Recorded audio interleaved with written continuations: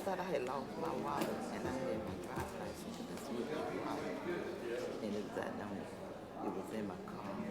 I was when I got some bread and stuff. I must when I picked it up. It was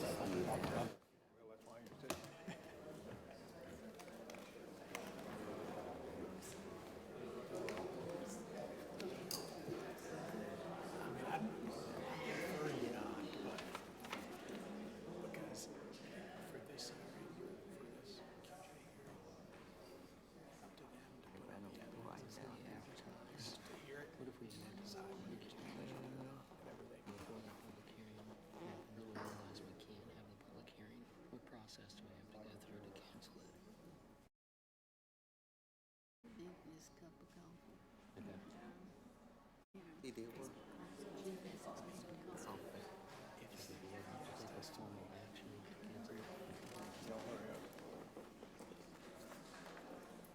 So could they do it at their October regular meeting?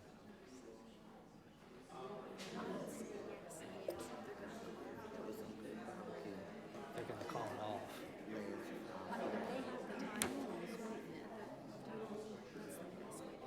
Is that sufficient? Yes. Okay. Okay. All right.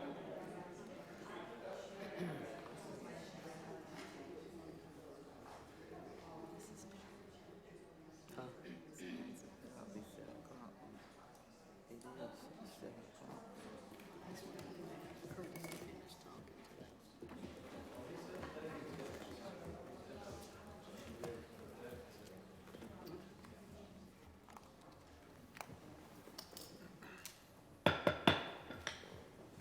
Okay, call the meeting to order and welcome everyone here this evening.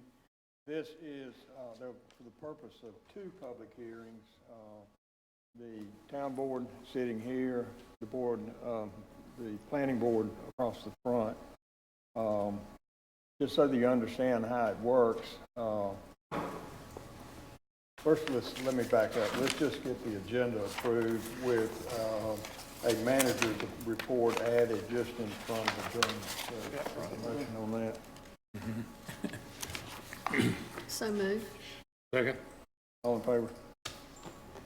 Motion carries. Okay, thank you. Okay.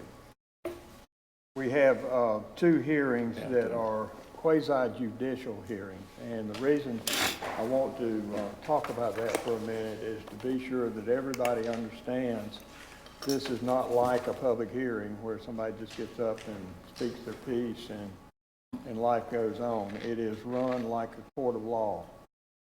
You might want to think of me as being the judge and panels here being the jury. Sitting next to me is our town attorney, and he will be the parliamentarian to make rules if necessary or to interpret those rules. But it is an evidentiary hearing, and it's very much, again, like a court proceeding, and all persons giving evidence must be sworn in or affirmed and state their name, address, and be sworn or affirmed, and you need to come to the podium to do that.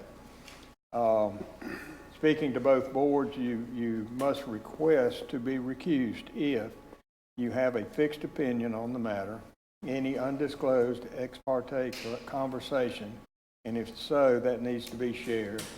If you have a close familial business or other associational relationship with the applicant, any financial interest in the outcome, and the board must agree to recuse someone by motion and vote before they are excused.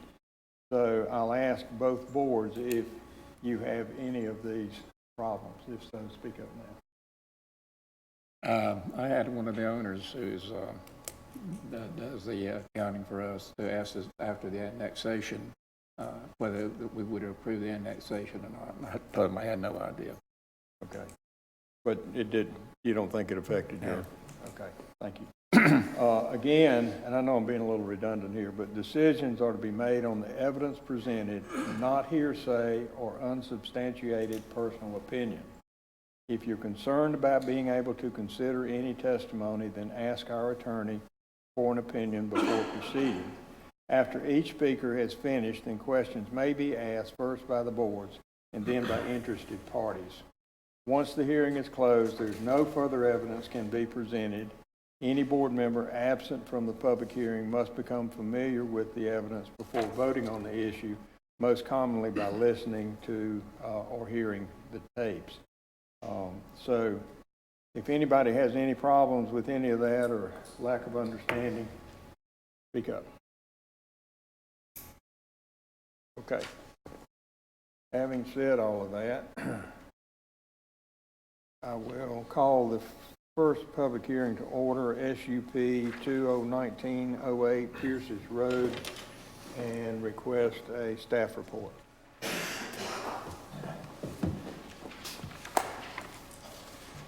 Do you swear to tell the truth, the whole truth, and nothing but the truth, so help you God? I do. State your name and address, please. Meade Bradshaw, Town of Zebulon, Planning Department. Good evening, board members, planning board members. The first case before you tonight is SUP 2019-8 Pierce's Road. This will be the last special use permit that will require, or the last subdivision that will require a special use permit. We recently adopted a text change that will require subdivisions to have a conditional zoning.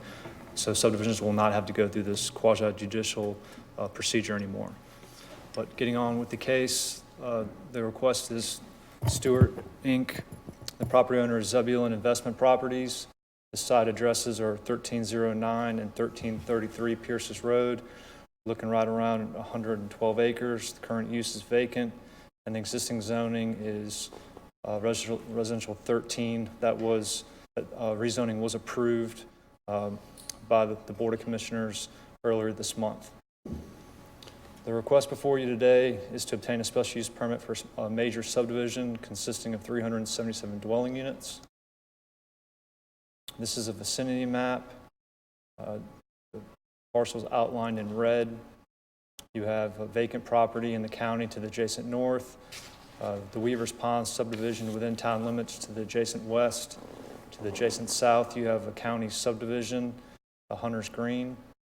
And then you have Pierce's Road running north and south in this location. And this property is just north of the intersection of Pippin and Pierce's Road. This is the zoning data. Current zoning is R13 within town limits. To the north, you have R30 zoning, which is county zoning. To the east, you have R30 county zoning. To the south, residential 30 county zoning. And to the adjacent west, you have R13 zoning within the town of Zebulon.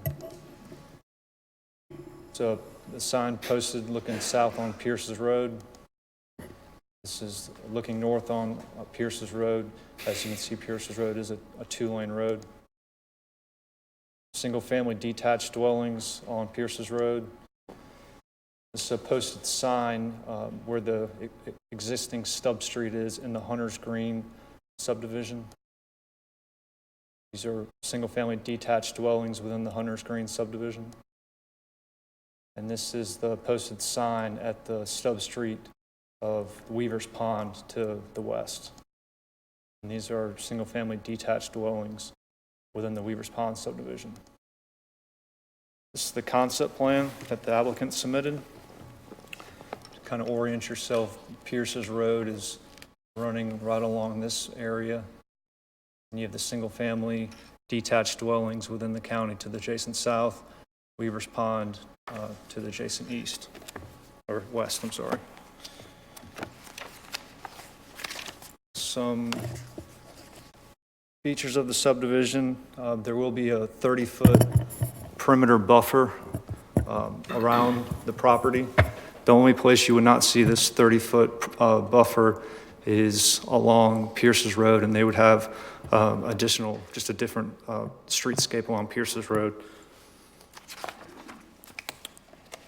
The road improvements the town is calling for in the transportation plan is on Pierce's Road is a 3-lane ditch-to-ditch section, which is 44 feet width in pavement, and the ultimate right-of-way dedication is they're dedicating half of 100 feet of right-of-way, which ultimately will be a 5-lane section.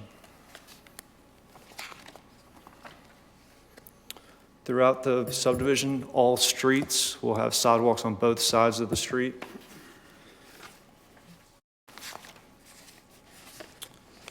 The homes within the subdivision, they'll be slab on grade. They will have a 24-inch masonry water table along all the single-family detached dwellings. The townhome units would have an 18-inch masonry water table. All elevations will have windows on all exterior sides. All front windows will have shutters and trim. Any corner side yard elevations will have windows, and they'll be treated as a front elevation. There are stub streets to adjacent properties. This plan is showing two adjacent stub streets to the parcel to the adjacent north. They're showing a stub to the existing Weaver's Pond to the west, and a stub to the adjacent south to the Hunter's Green subdivision. The minimum open space provided is 20%, roughly 20 acres of the development will be open space.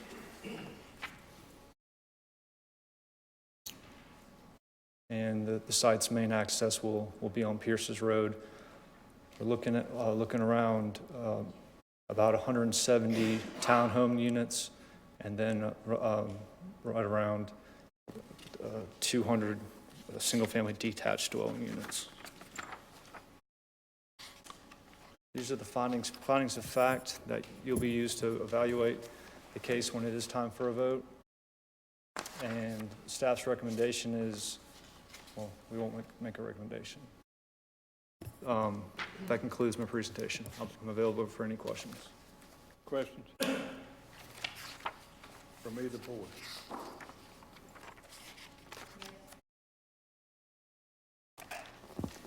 Is this on? Okay. So this one right here, Mead, this map. Talk to me about the wetlands that are pictured throughout. It looks like they're going to be building a road over a portion of the wetland.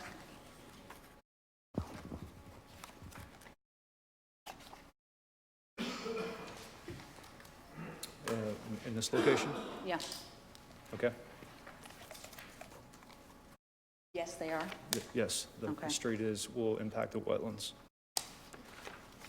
Has there been any kind of analysis done as to what kind of impact that's going to be for the wetlands? I'll let the applicant elaborate on what kind of approvals or what kind of conversations they've had with the Department of Environmental Resources. Okay. And the stub street that is going down into Hunter's Green, does that mean that that's going onto county property from town property to the south? Yes, that street will connect with a county. It's not a county street, but it's a county property, but it's public right of way. Okay.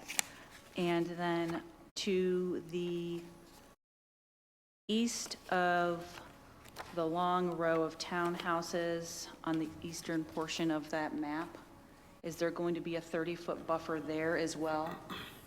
In this location? Yes. Yes, there'll be a 30-foot buffer here. And is that a question for the applicant as to what's going to be placed in that buffer? The plan is to keep it, the existing vegetation there. Okay. But for whatever reason, if it does need to be disturbed, then the town would require a type C buffer in place of the existing vegetation. Okay, thank you. Other questions? Other questions by any interested party? Question about the property taking. You have to come up here and be sworn in. I'm J.C. Resort. I live off Pierce's You Road. have to be sworn in, sir. Put your hand on the Bible. Raise your- Left hand on, First time doing this, I sorry. know, that's fine, I'm trying to help you. left hand on the Bible, raise your right. Do you Left swear? and raise it There you right. go. Do you swear to tell the truth, the whole truth, and Yes. nothing but the truth so help you God? Yes, ma'am. State your name and address, please. Jason Grizzard, 1304 Pierce's Road. My concern is, are y'all going to take property from the residents on the eastern side of Pierce's Road? Or are y'all going to use y'all's property to extend Pierce's Road? I can't answer that Well, question. who could? I know, I understand.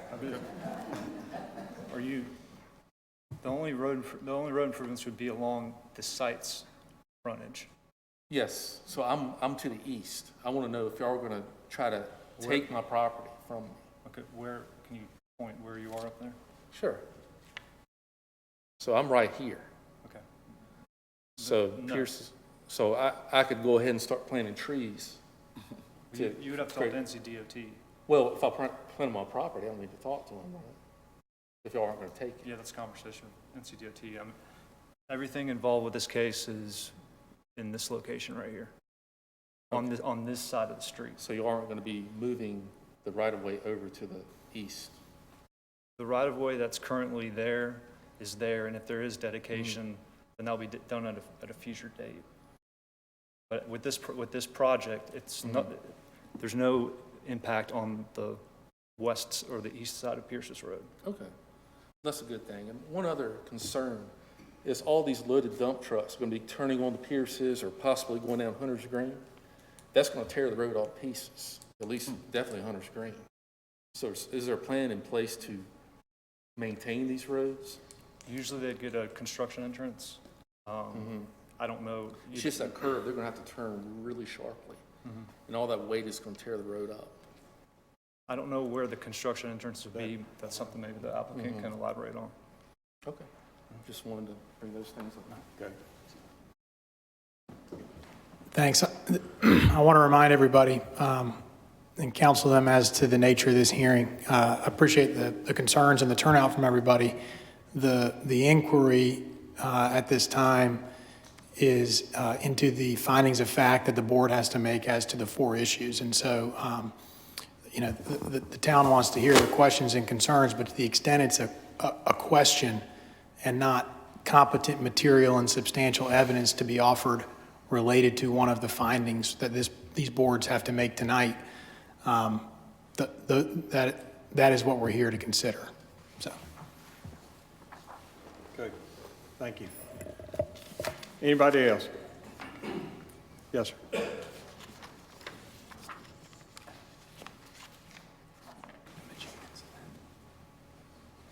My name's Jim Amarault. You need to be sworn in, sir. That's what I'm waiting for. Left hand on the Bible, I'm raise your sorry. right. Raise your right hand. Do you swear to tell the truth, the whole truth, and nothing but the truth so help you God? I do. State your name and address and speak into the mic, please. My name's Jim Amarault. I'm a resident of Hunters Green, 9209 Hunters Green Drive. My question for everyone here, is it necessary for this development to have an entrance onto Hunters Green Drive? And if so, why? Okay, we are not in a position to answer those questions. The people that will be testifying can answer those questions if you want to come back and ask them later. But neither of these boards have any say-so in that at this point. Because of the great impact that more traffic coming down Hunters Green is going to have, I would like to have that perhaps in the record as to why, when you have another entrance on this new development 150 yards down the street, why does Hunters Green have to be saddled with this extra entrance? And I understand your question. Again, the person to ask is the developer when they come forward and testify, because we do not make that decision here. Would you ask that question for me? No, sir. It's up to you to come up and ask it. And you can come up. You're welcome to come back up and ask the question. I'm not trying to fend you off here. It's just not our responsibility to interpret at this point in time. That time will come, but it's not right now. Tonight?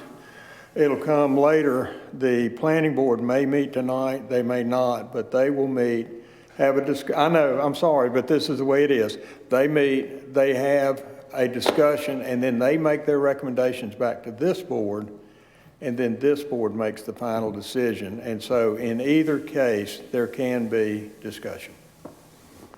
But Mayor, he can come up and ask that question tonight. That's what I just said. You can come back and ask Back it. up tonight. We can't ask it. You can ask it. Tonight. Yes, sir. Thank you. Sorry, that's just the way it is, you know. I know. Okay, thank you. Anyone else?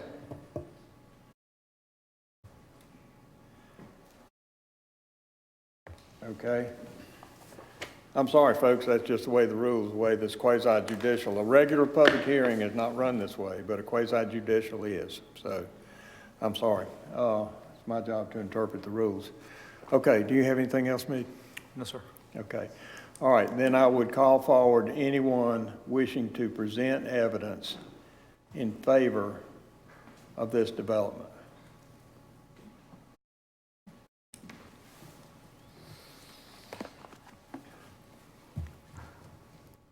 Do you swear to tell the truth, the whole truth, and nothing but the truth, so help you God? I do. State your name and address, please. My name is Reed Hollander, and my address is 4140 Park Lake Avenue in Raleigh. All right, sir. Good evening, Mayor Matheny and members of the town commissioners and chair and members of the planning board. As I said, my name is Reed Hollander. I'm an attorney representing Natelli Communities with regard to this special use permit hearing. I'm here tonight to respectfully ask that the planning board recommend to the town commissioners approval of the Pierces Road Subdivision Special Use Permit 2019-08. Meade did an excellent job of describing the project, so I won't go over the things he already said. Joining me tonight are a few people I'm going to call up as witnesses in support of this project. We have with us tonight Michael Natelli and Brian Massengill of Natelli Communities, who are the developers of the project. Adam Pike with Stewart Engineering, the civil engineer and site designer who designed the site plan for this project. Josh Ranke, traffic engineer with Ramey Kemp, who performed the traffic impact analysis for this project. And Rich Kirkland, MAI appraiser with Kirkland Appraisals, who prepared a report that I will provide to you at the appropriate time regarding the impact of the project on the value of adjoining and abutting properties. As you've already said, and as these boards both know, this special use permit request is a quasi-judicial hearing, meaning that the town board acts like a judge. In hearing the case, as the applicant, we have the burden to prove by competent material and substantial evidence the 4 required findings of fact under your ordinance at the time of our application. And those findings are set forth in attachment 12 of your agenda items and were shown a moment ago on the screen. I'd like to do so with our experts, and if I have your permission, Mr. Mayor, I'd like to call Adam Pike as a witness first. All right.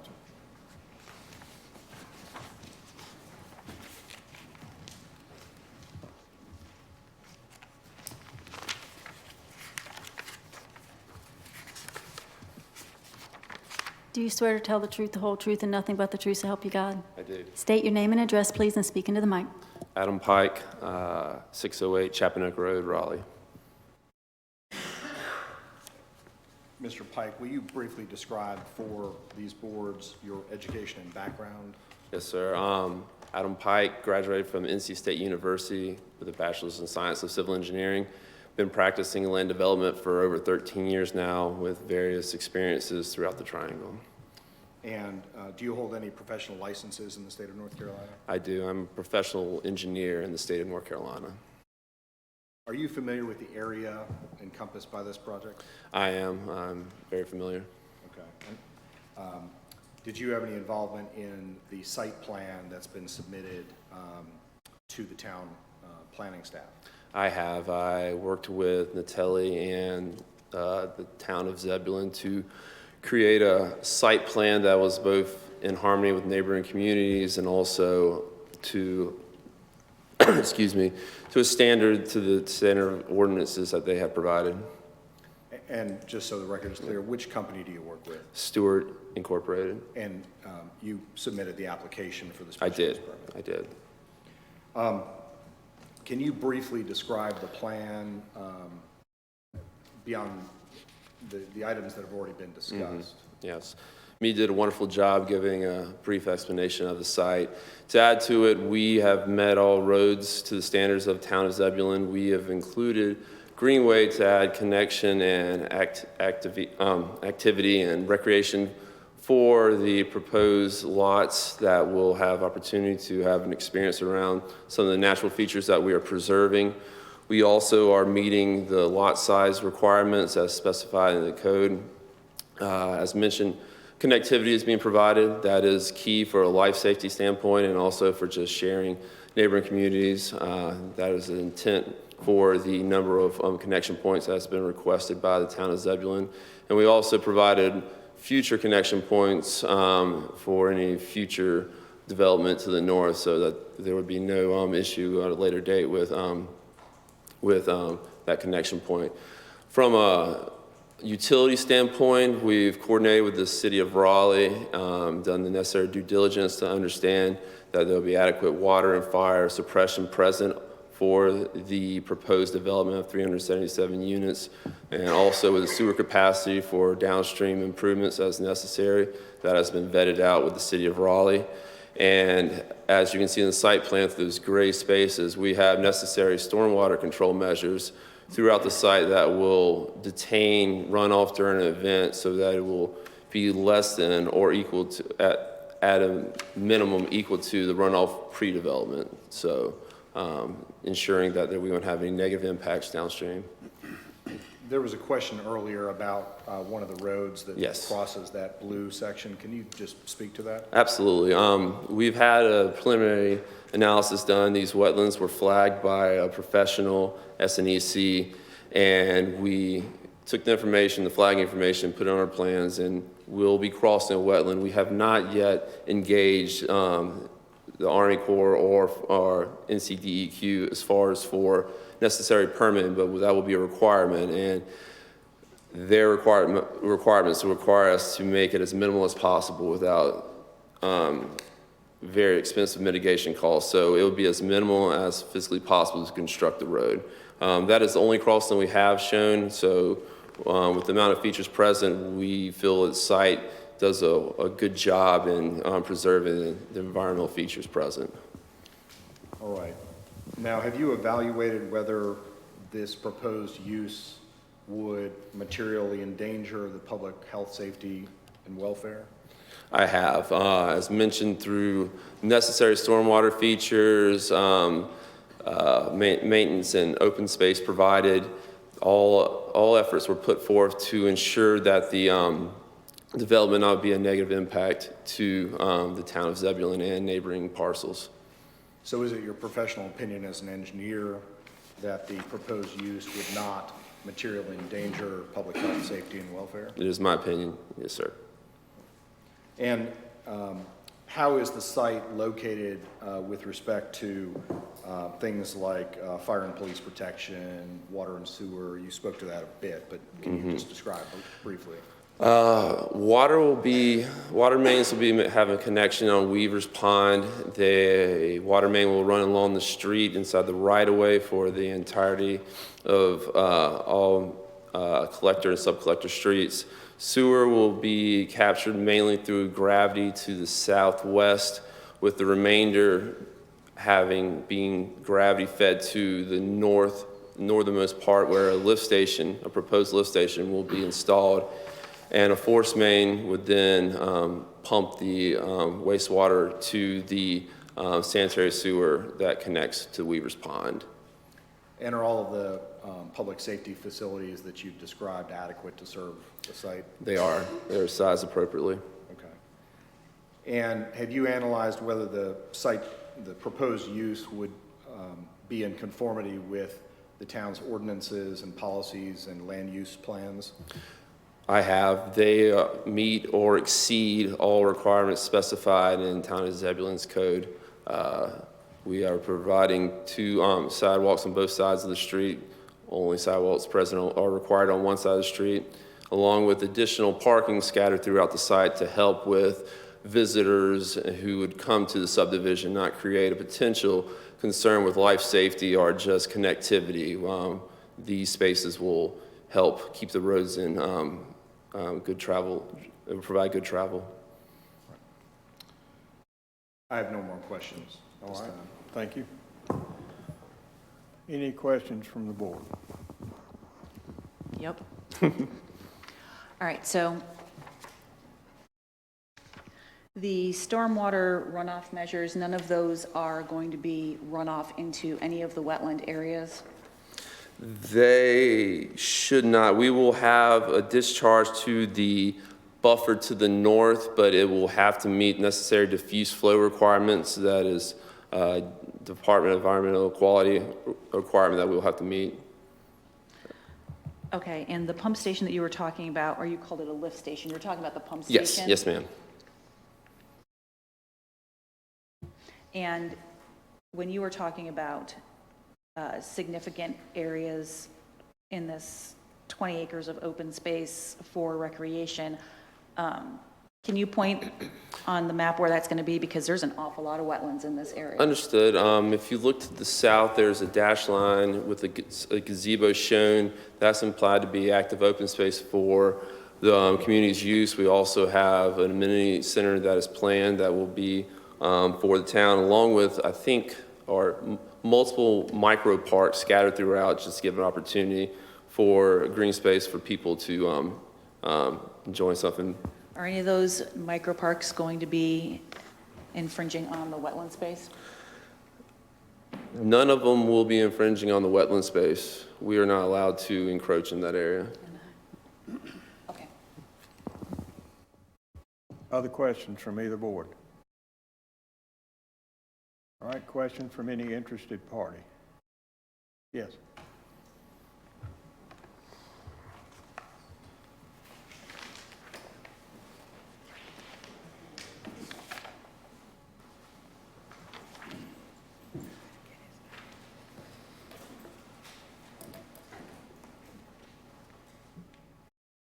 Richard Roberts, 3232 Lacewing Drive, Zebulon.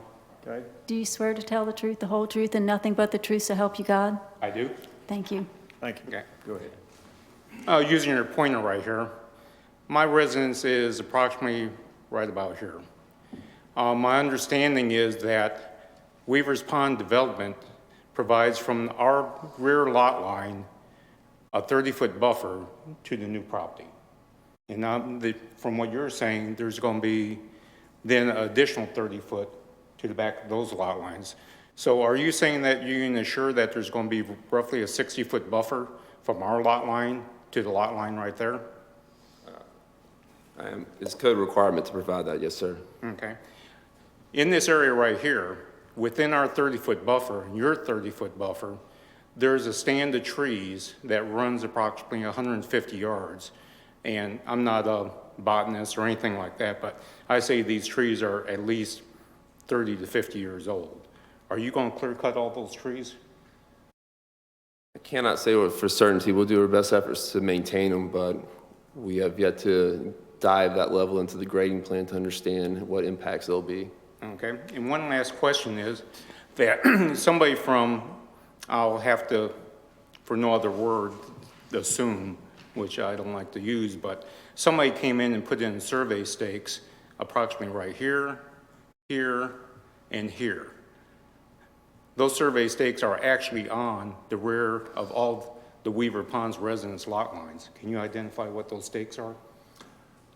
I cannot without visually seeing them. Because those stakes encroach the 30-foot buffer that Weaver's Pond has. Well, this project will have no ability to encroach into that land. We would have to meet that 30-foot requirement. Well, I guess my concern is, did Weaver's Pond build in appropriately to their plans? I can't speak to that. I would have to look. I'd like the board to be aware of that there are survey stakes from this organization that actually come within and encroach into the back of the lot lines on Weaver's Pond. Thank you. Thank you. Other questions? All right, sir. Call your next witness. Thank you, Mr. Mayor. I'd like to ask Josh Renke from Ramey Kemp to come up.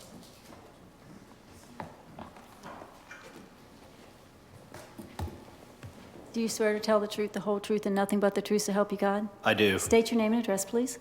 Joshua Ranke, 5808 Farrington Place, Raleigh, North Carolina, registered professional engineer in the state of North Carolina, and North Carolina traffic lead at Ramey Kemp and Associates, and I perform the traffic impact analysis for this. Well, you just went through Sorry, the questions. I blew through you. We're moving along.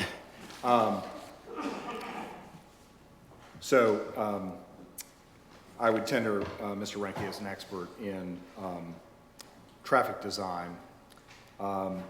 You said you conducted a traffic impact analysis? Correct. I've worked with the town and NCDOT from the scoping through the review process with the traffic impact analysis. I have received comments back from DOT that were in agreement with the mitigation we showed in the traffic impact analysis. Okay. And the traffic impact analysis is part of the information that I believe is in the agenda materials that both boards have before you.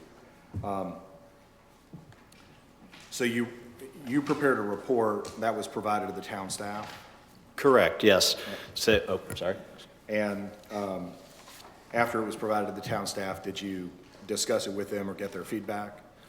We've been working with, they have an on-call consultant that does their review. Okay, and who is that? WSP. That's a company name? Yes, correct. And Okay. I believe Sravia is out of town, I believe, but she has been working with us on the review. All right. And did you receive comments or feedback from her with regard to your report? Nothing that had anything to do with it, a difference in the recommendations. Okay, so she agreed with the recommendations that are... Well, we haven't gotten a final from the town or WSP, only from DOT, which would be implemented in the driveway permit. So we have gotten the DOT's comments back. They are in agreement, and the towns, we have not gotten the official final comments. So the DOT is in agreement with the plan you've... Correct, yes. prepared? Okay.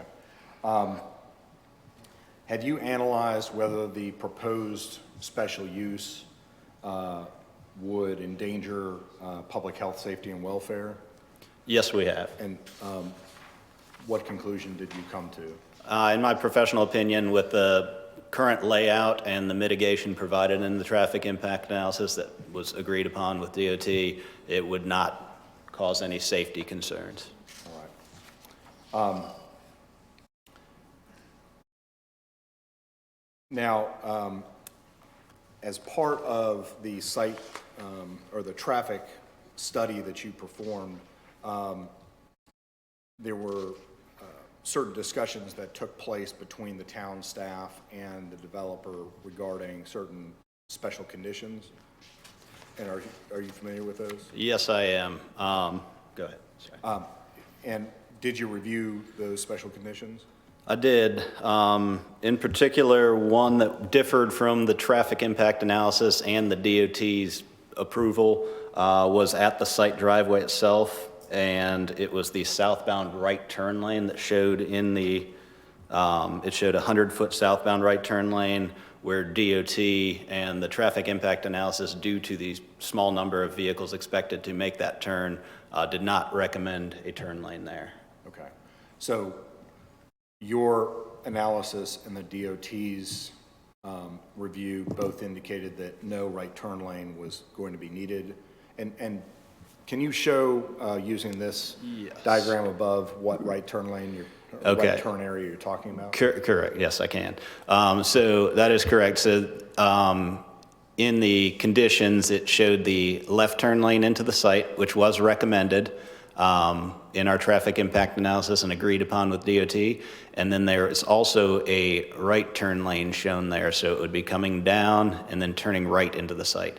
That was nothing that was needed to meet the town's development ordinance, any DOT standards, definitely not a safety concern, a capacity issue. it is something that, you know, like I said, was kind of a surprise when I saw that, as it wasn't recommended in the traffic impact analysis, wasn't brought up at any point, and wasn't part of the DOT's comments. Okay.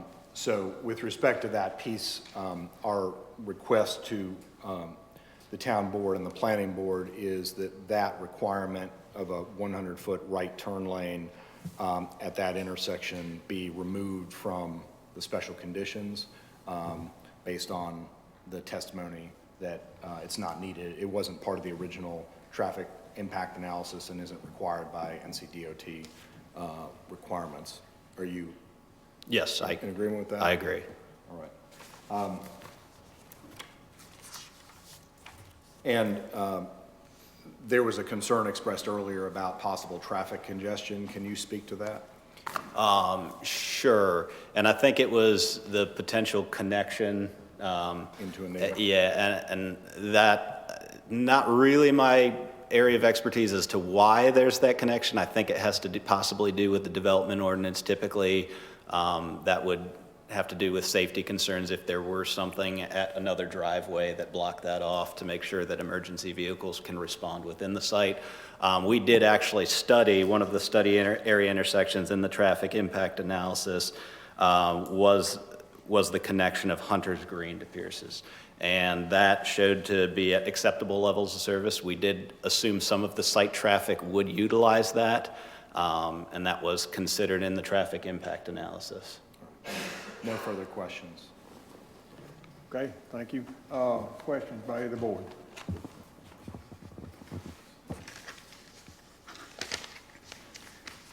Okay, Josh. So on E2, under number 4, it says that the town and NCDOT had determined a 3% growth rate, and that's with regards to how you performed your study, yes?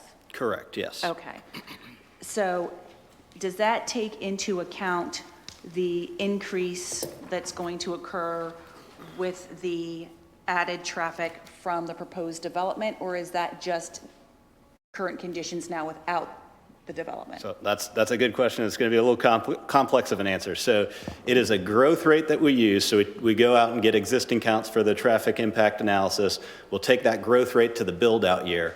Then we also included some adjacent developments. So typically, if there are known developments in the area that you say, we know this is going in, it has nothing to do with general growth, it's pretty specific to that area, we include those also. Then on top of that, we include our site traffic. So it is a combination of the growth rate, adjacent development traffic, and our sites traffic are all in the traffic impact analysis. So just so I'm clear, you've also taken into account the developments that are on the books but not necessarily built out yet? Correct, Okay, yes. all right. And so on some of these, I'm seeing the current LOS, level of service, for some of these roads are Fs and Es and Ds. And then with the proposed conditions, let me just find the...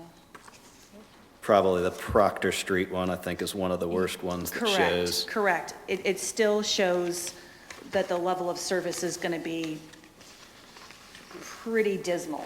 So what we did there is it shows, you're correct, in background conditions, that's without the site, but with the growth and the adjacent development, you start to see levels of service F.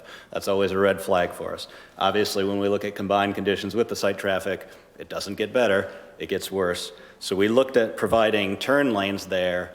Additionally, we looked at signalization there. So when we look at a traffic signal, it must meet certain NCDOT warrants. Typically in residential areas near school, it hits peak hour warrants because there's a lot of traffic in a concentrated time. What DOT prefers to see, but it isn't always just the case, is a longer time period of bad traffic.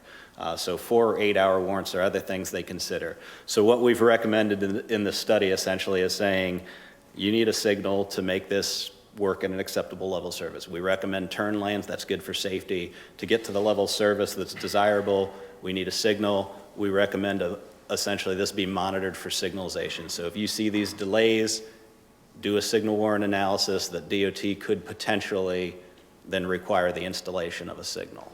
So do we still, we need signal analysis studies done for? Correct. It would be Okay. monitoring, and I think some of this might come up in the, is it possibly the site plan where they'd say, okay, some of these off-site things, I believe, and I don't want to misspeak here, but I know it is something that it is, DOT has indicated that also, that we're going to monitor for signalization there. And what can we expect as far as improvement goes if signalization occurs?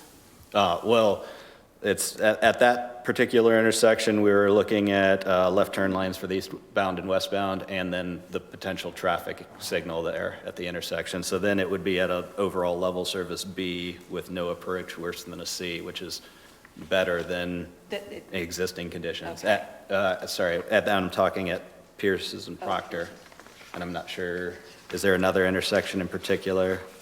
I was looking also at Zebulon and Pippin, and just so I have an understanding of what you consider acceptable, Yeah. what level of service is that? So typically, level service D. So we follow the town's development ordinance and the NCDOT guidelines. And I think at, once again, at Zebulon and Pippin, that, and I think on E5 is a figure that'll show there are some improvements at that intersection that are part of the Weaver's Pond. So it starts to actually look better in background conditions because they will be required to put in some improvements there. So it's actually looks worse in the existing conditions, and then it starts to get slightly better. Just from the flow that's going to happen from the development being put in, or? It's from the improvements that are tied to Weaver's Pond. So Weaver's Pond has improvements tied to their traffic study, much like our traffic study will have improvements tied to it. Okay. So then there are a couple of these where the service level's an F.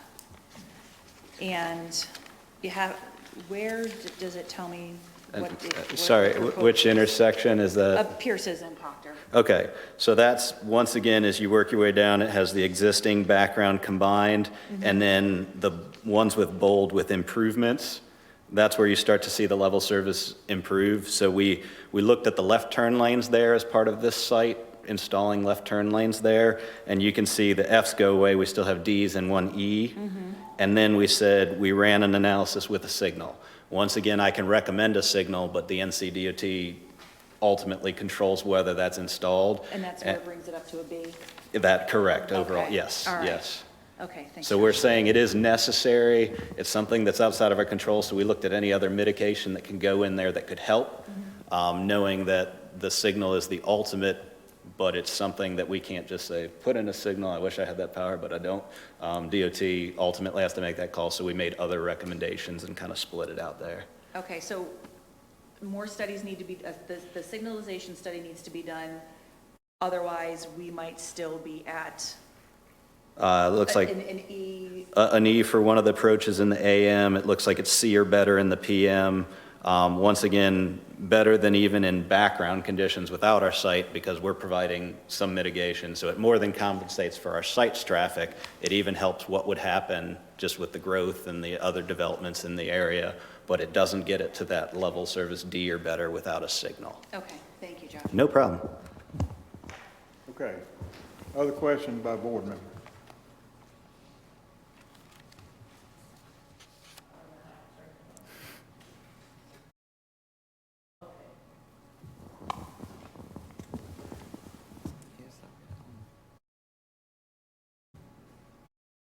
Okay, my question is regarding that traffic on Pierce's and Proctor. Yes. And you were saying that it's not enough for a signal, but what about a roundabout? Now, I don't want to say it's not enough. I don't want to be misquoted here. I'm Okay. saying the NCDOT essentially, as things build out, because there's a lot of unknowns right now, The growth continues to grow at that. Weaver's Pond comes in, our development comes in, and typically before our development would build out, they'd say, now that we're closer to that future year, we want you to study it and show that that traffic still exists that you projected, and whether we should have a signal out there. In terms of a roundabout, it's not something that the DOT talked about throughout the process or the town. I don't want to say it would work or didn't because we haven't analyzed that. It could be a potential alternative that could be brought up with DOT, but right now they are considering a signal, I'd say. But I like your way of thinking outside the box. We do that quite often. Okay. Questions? Any other questions from the board? Questions from an interested party? Yes, sir. Yes, sir. Now's your time. Come on up. You've been sworn in. You're fine. Thank you. Please just state your name for the record. Jim Amaralt.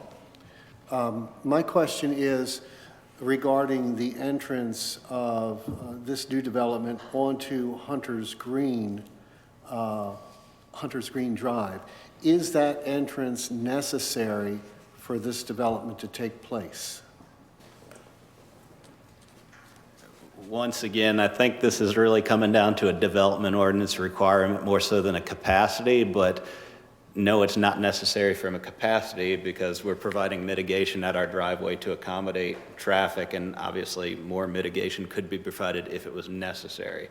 We did analyze it as such, as it was our understanding that's a requirement, is the connectivity.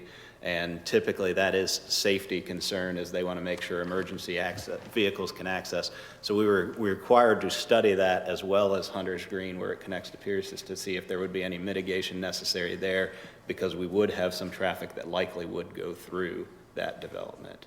So I don't want to say it's necessary from a capacity, because it's not. I think it's just more of a safety concern that the town has put in their development ordinance to promote that connectivity and not force everything to come out at individual points on more major roads and allow for emergency vehicles. But once again, you know, I'm not sure I'm the best, other than from a traffic capacity analysis standpoint, it would not be necessary. That would not be necessary. From a capacity standpoint. And once again, I'm not sure if this is really as much of a traffic question here as a development ordinance specific question. So where does my question go now for an answer? I wouldn't make such an issue out of this, but it's going to change my whole neighborhood. This entrance and exit is going to change our whole neighborhood here. And I would sure like to know why it's necessary to put that entrance in there. Does staff want to try to answer that question?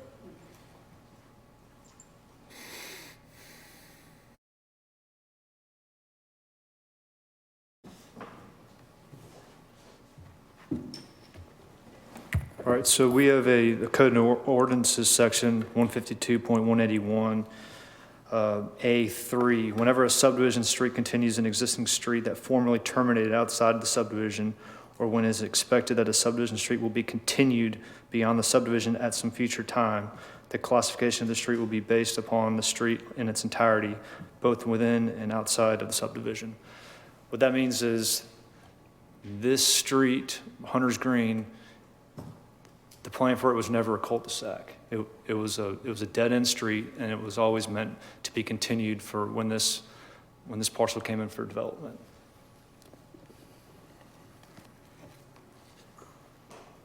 Meade, can you speak to the safety issue? Well, as far as a safety component, we always want different access from different areas to get into the site. So if something were to ever happen to this entrance right here, emergency response would need another way to get into the subdivision. So whether that's if they're coming from the west, they can come in from Weaver's Pond, or if they're coming up Pierce's Road, this would provide another way to get into this subdivision for emergency access. Okay, thank you.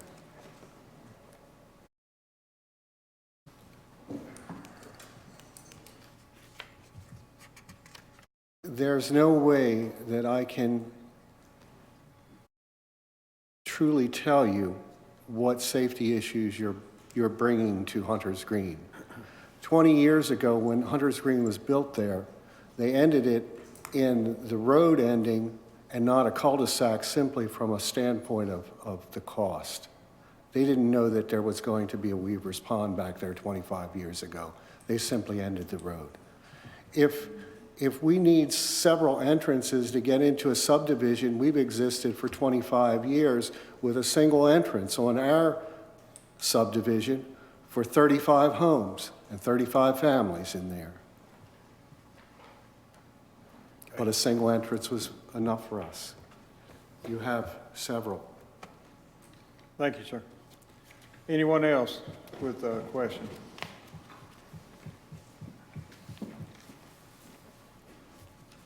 Do you swear to tell the truth, the whole truth, and nothing but the truth, so help you God? Yes. State your name and address and speak into the mic, please. Amanda Jasper, 9009 Hunters Green Drive. I live in the triangle lot right there on Hunters Green, so it's going to be right there at my property line where the road adjoins.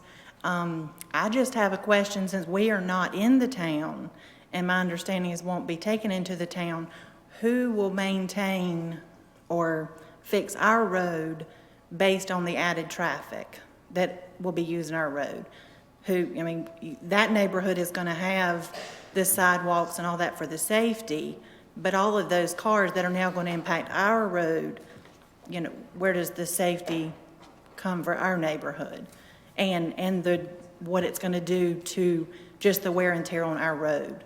That's a lot of extra cars on a road that's not really maintained now. So I don't know if You meet?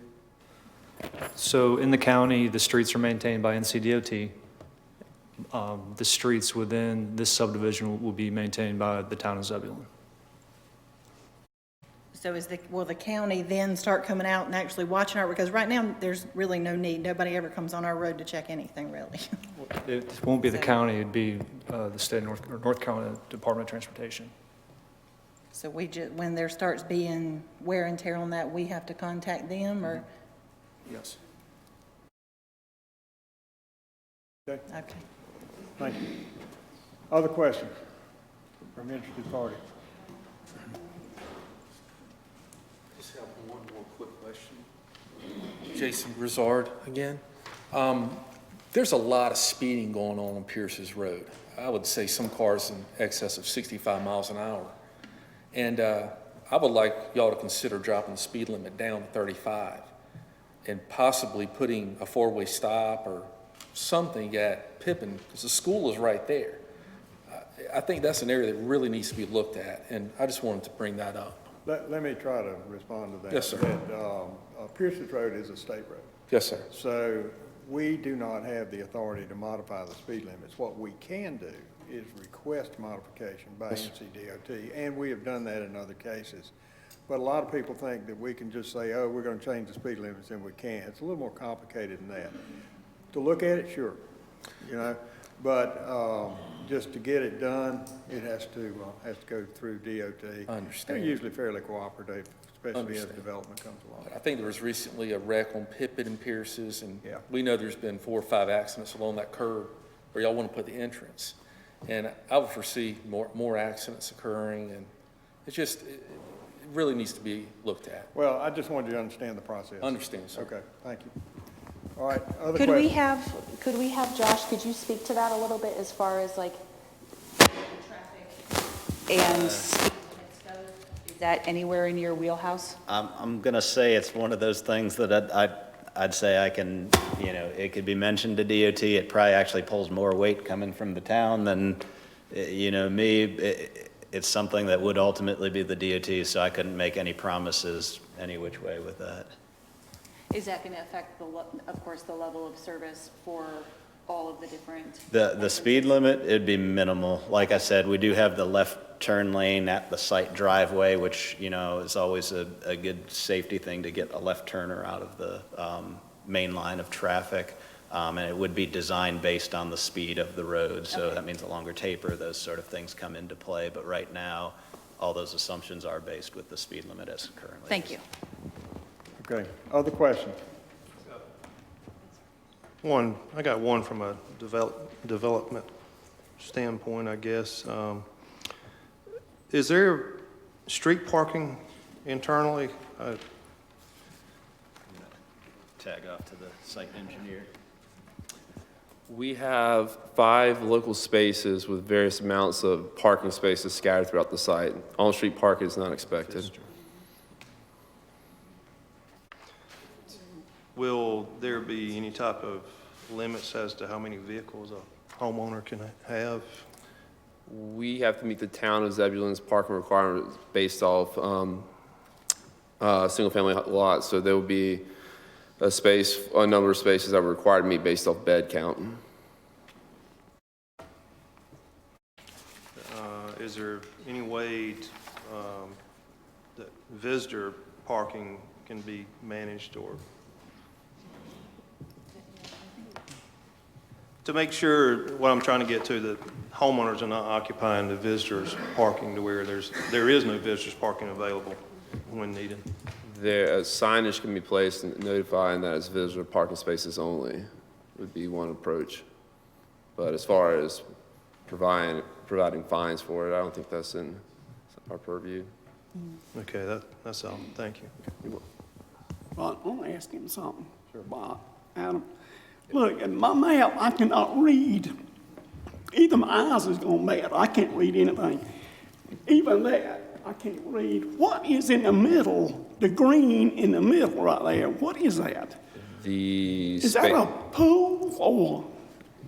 Yeah, let me see. We're talking about this right here. What is that? That's going to be the mini center, a clubhouse with a pool. Okay. And where's the mail kiosk? Is that Mail kiosk will be in that general vicinity too, associated with the clubhouse. in that area too? Yes, sir. Okay, I just couldn't Oh, it's figure fine. out what that was right there. Fair enough. Thank you. You're welcome. Okay, other questions? Yes.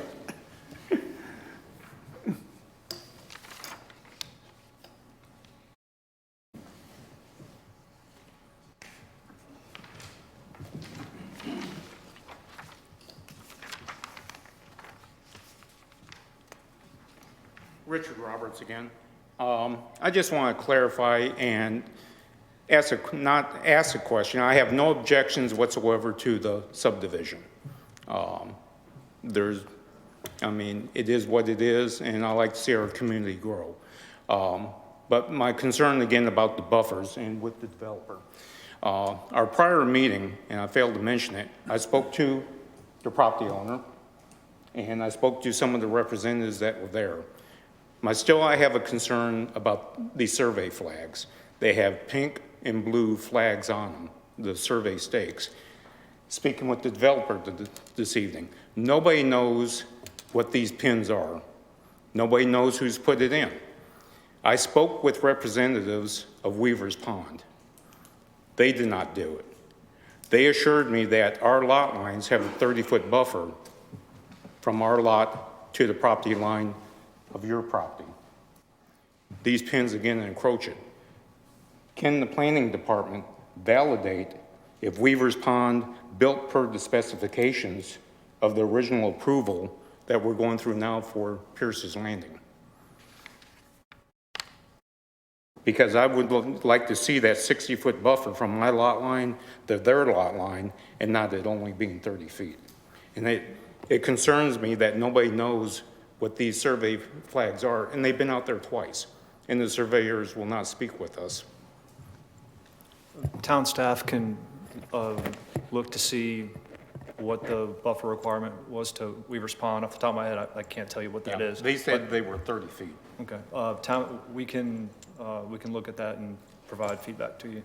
Okay. I can get your Richard Roberts.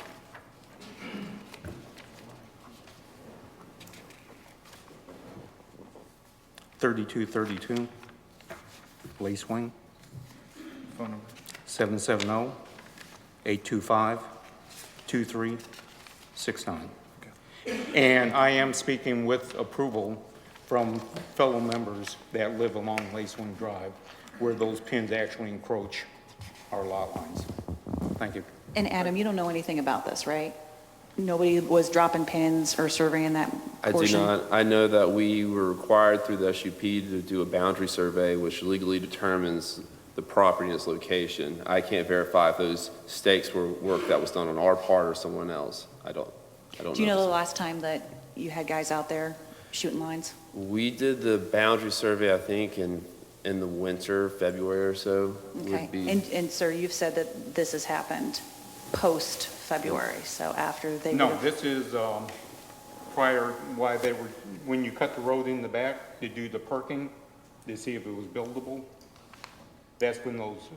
That was a number of years ago. All right. Wait a minute. Look, if somebody wants to testify, you've got to come forward. I'm sorry. We can't just have open These floor pins were discussion. put in approximately 3 months ago. Yeah. And they were out there again probably 3 weeks, maybe 4 weeks ago.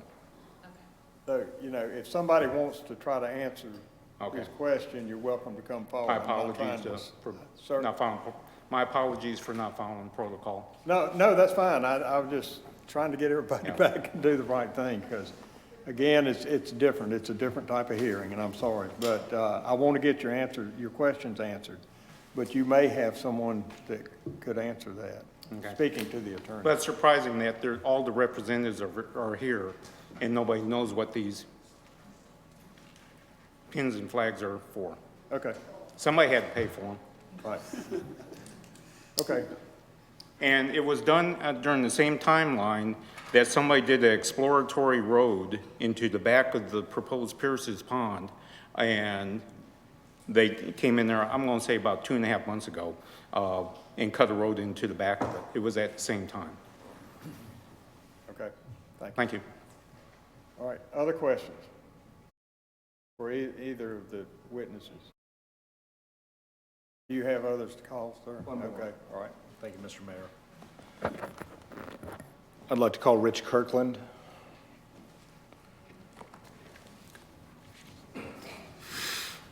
Swear to tell the truth, the whole truth, and nothing but the truth, so help you God? I do. State your name and address, please. Rich Kirkland, 9408 Northfield Court, Raleigh, North Carolina. Kirkland Appraisals. Mr. Kirkland, will you describe briefly your education and background? Sure. I graduated from UNC Chapel Hill. After that, I went to appraising, went through an apprenticeship through that process. I've been North Carolina Certified General Appraiser for about 23 years now. I've been working in the Triangle that entire time.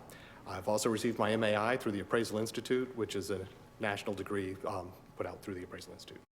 And I'd like to tender Mr. Kirkland as an expert in appraisal. Mr. Kirkland, did you prepare an impact analysis with respect to this property? I did. Okay. And I have copies, Mr. Mayor, if I may approach and hand up copies. You can give them to the clerk if you'd like, and she can distribute them.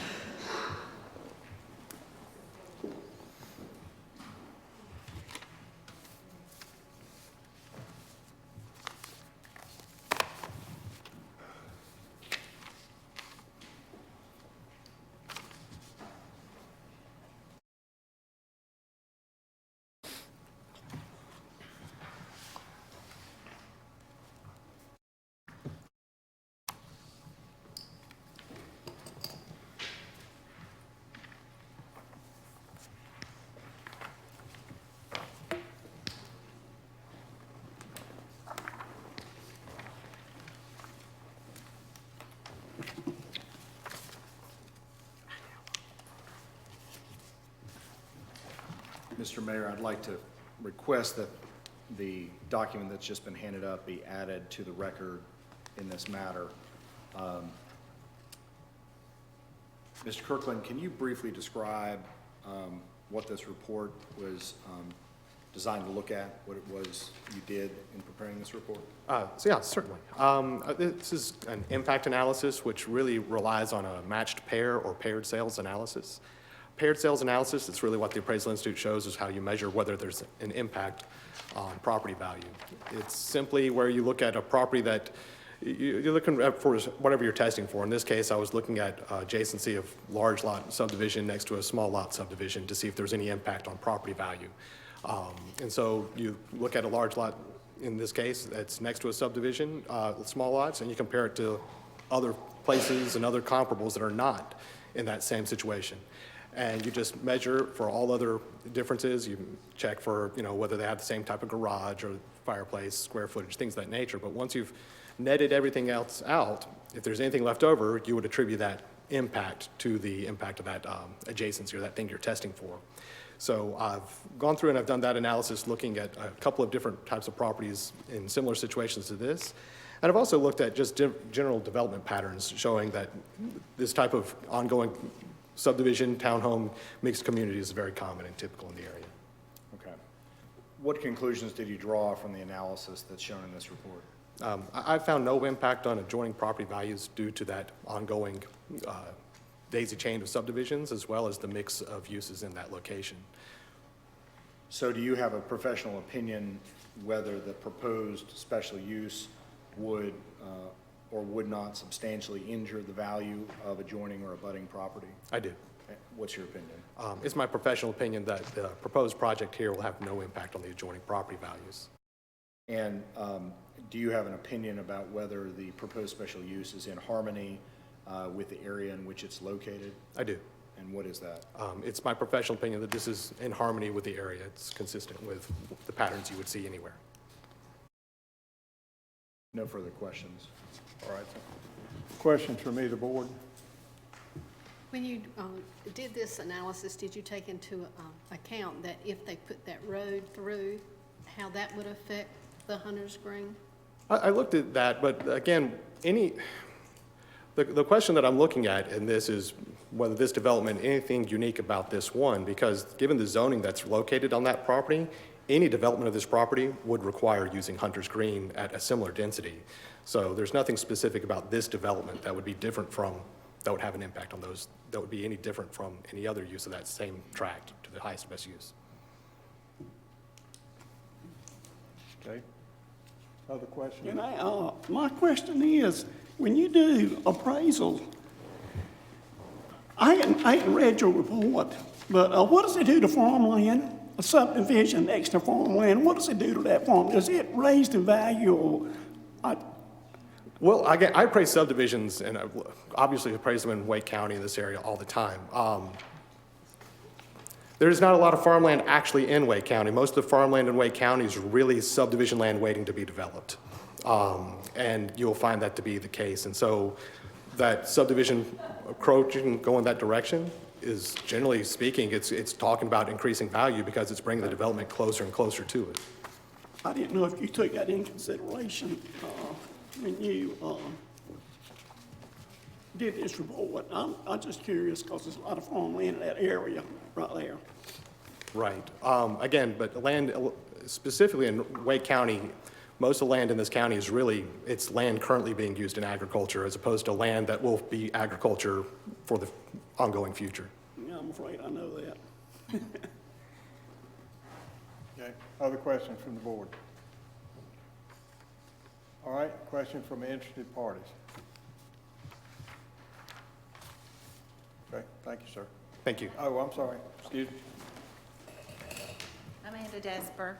Again, I'm in the Triangle lot, and I don't guess I really have a question, just a confusion, because like I said, I'm at the dead end of the road, and I don't see how adding all of those cars, we have a very safe neighborhood right now. We have little children who run up and down the road, people who ride their bikes and walk, and with us not having the sidewalks and all, and you add all these cars coming through our street, that's got to, I don't see how my lot right there is not going to decrease in value with adding all this in my backyard, but also now the traffic coming through. I don't see how the value of my lot will stay the same. And our neighbors at the end lot just sold as soon as they knew this was happening, and the new people don't even know yet, but they're gonna have 4 backyards coming up to their side yard. I don't see how that is going to, I don't see how, it's not harmonious to us as a neighborhood, and I don't see how that can't decrease the value of my property, putting all that compacted right beside my 2 acres. That doesn't make sense to me. So it's more a statement. I don't really have a question, I don't guess. Can you explain a little bit how that might increase or have no impact, please? Well, again, as I was saying before, given the requirements for interconnectivity, this land was always going to require that. Once it's got that zoning on there, any development of this site is going to have that type of interconnectivity. And the zoning density allows for, even if you came down even a little, you'd still have a similar situation no matter what happens on this site. So that's neither here nor there. But that's also kind of not answering what I asked. Well, what I can say is that the interconnectivity and that you've gotten that, it's typical, it's common in the area to have that interconnectivity, excuse me. You're going to have traffic that may use that road, and I would suspect it would. I think that anyone who bought along that road in the near, especially, I know that specifically, I looked at that in unit, I think she was talking about that recently was purchased. They purchased it backing up to Weaver's Pond and having, again, when I looked at that analysis-wise, it didn't have any impact on this purchase or sale of that property. I don't know how knowledgeable that person was about interconnectivity as far as it goes, but it's not a cul-de-sac. It's a dead-end road that's clearly going to have future development next to it. You could just look at the same thing, any of the homes inside Weaver's Pond itself, the homes that are out there that have later phases that are going to be developed past it, all those are going to have additional traffic that come past them as well. But people who bought homes in the early phases of phase 1 are clearly buying into all the homes that sell after them. I can't speak for the woman that just came up, but I'm assuming that you're doing appraisals with the understanding that all of the streets that are going to be built out will have like sidewalks and all of these things that Hunter's Green doesn't currently have. And you're saying that that doesn't make any difference as far as the appraisal rate goes? Again, I don't see a basis for that, no. All right. Other questions?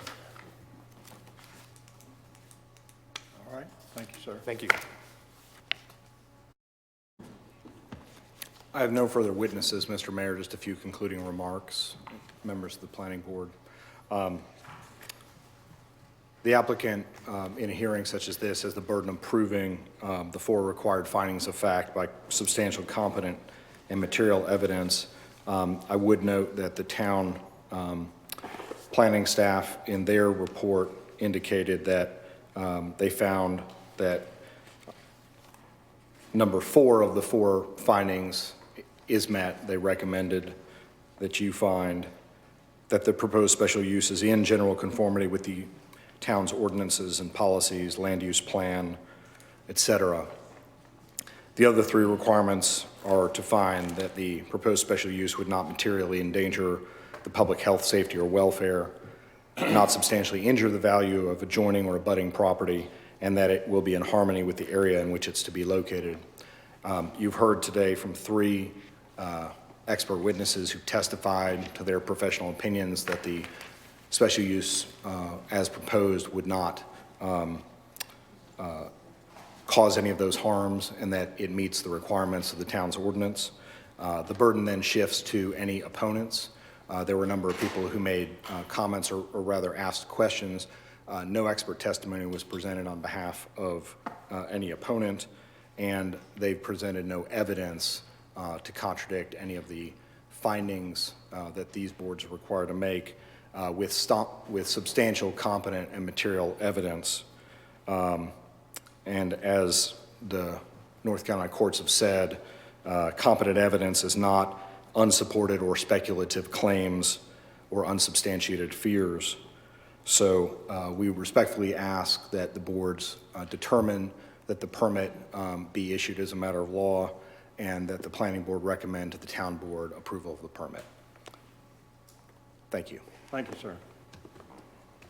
Okay, now we'll call for anyone wishing to present evidence in opposition to this permit.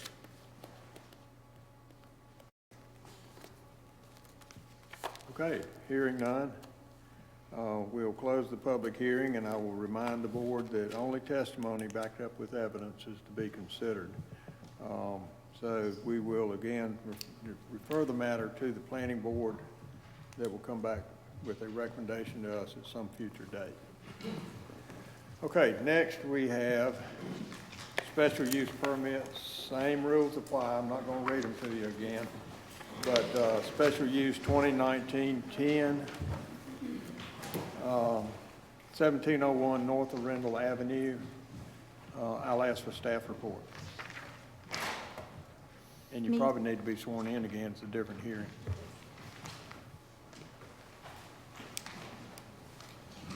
Do you swear to tell the truth, the whole truth, and nothing but the truth, so help you God? I do. State your name and address, please. Meet Bradshaw, Town of Zebulon planning staff.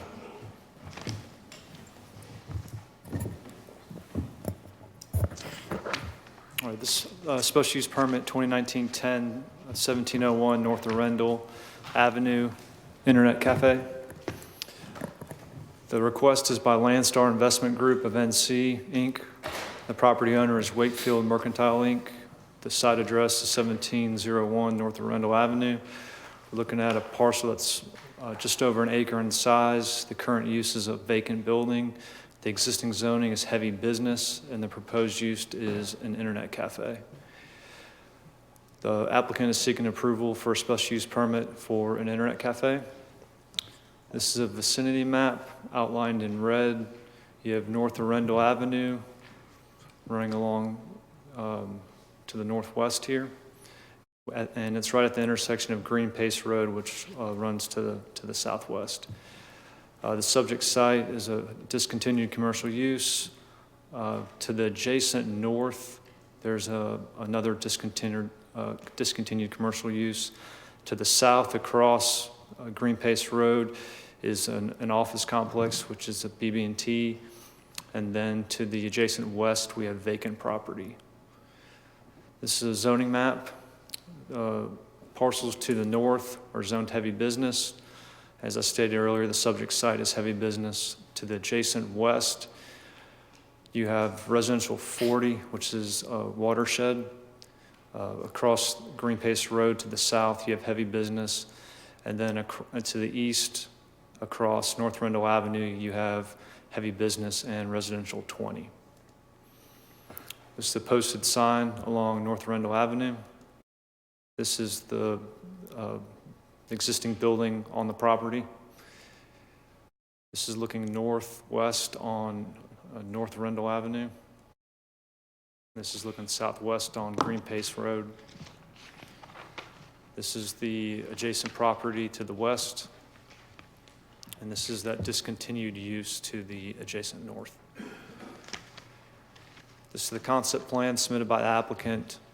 The existing building is in this location right here. You have North Rendell Avenue shown on this concept plan at this location, and then Green Pace Road located in this location. The Code of Ordinances, section 152.1466. These are the general requirements for all internet cafes. Hours of operation Monday through Thursday are 7 to 11, Friday through Saturday, 7 a.m. through midnight, and Sunday, 1 p.m. to 8 p.m. Another regulation is no screens, curtains, blinds, partitions, or other obstructions shall be placed between the entrance to the room where games are played and the rear wall of the room, so that a clear view of the interior may be viewed from the street. Standard C, there must be an adult 18 years of age or older managing the business on the premises at all times during the hours of operation. Standard D, the maximum number of machines, terminals, or computers for any operations business is 20. Standard E, no alcoholic beverages shall be served or consumed on the premises of the operation. Standard F, there shall not be more than one internet cafe on the same property or in the same building structure or portion thereof. Standard G, no internet cafe shall locate within 1,000 feet of the front door of any other internet cafe, school, adult establishments, or sexually oriented business. And Standard H, no one under the age of 18 can enter the premises. Based on the photo that you previously saw, staff has determined that this is a discontinued use. To kind of summarize this bullet is that any use that has been discontinued for a consecutive period of 80 days shall meet all current code regulations. Town staff contacted City of Raleigh Public Utilities, and the last water reading on the property was May 24th, 2018. Staff is of the opinion that because of this, this property and building has been discontinued for more than 180 consecutive days. If this were approved, to bring this up to all code regulations, on Green Pace Road, staff would require additional right-of-way dedication and street construction and bike lane construction or striping. Along Zebulon Road, we would require right-of-way dedication, road construction, a 10-foot sidewalk, and light pole installation that mirrors the North Carolina 96 study cross-section. We would require a curb and gutter along Green Pace Road and Zebulon Road or North Rendell Avenue. This would create a controlled driveway access along Green Pace Road and Zebulon Road. Staff would require paved parking and striping for the vehicular surface area. In doing so, this would have to conform to our parking ordinance. We would require the site to be brought up to all landscaping ordinance requirements, solid waste conformance, lighting ordinance and conformance, and then any restrictions because a portion of this property is in the watershed. These are the findings of fact. And then because conversations between the applicant and staff and the concept plan submitted, staff does not feel it means finding of fact number 4. That concludes my presentation. I'm available for any questions. Okay. Questions from either board? Okay. Questions from any interested party?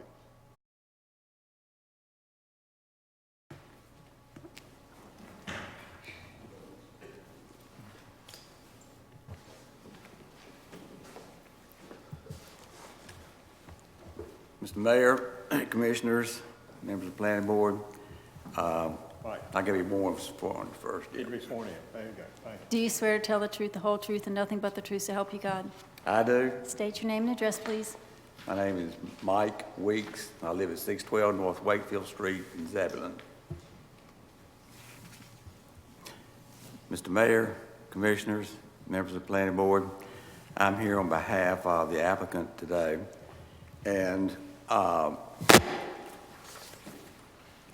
we do take exceptions to the findings by the staff that this property has in essence been has been abandoned for 180 days, and therefore much of our evidence will be presented in that respect.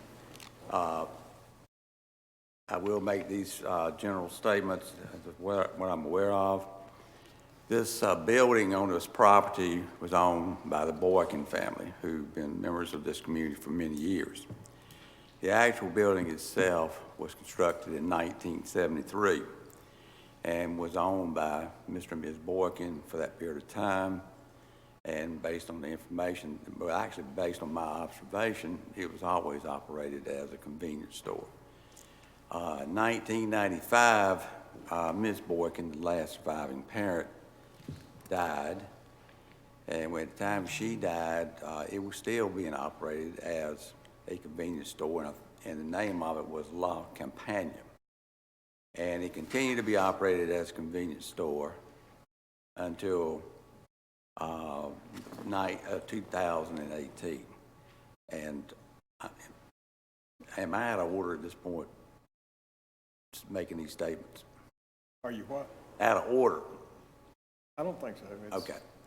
In any event, prior to 2018, our evidence will show that the property, the Boykin family made a decision because of their ages, the fact that they lived some distance from town, that they wanted to sell this property.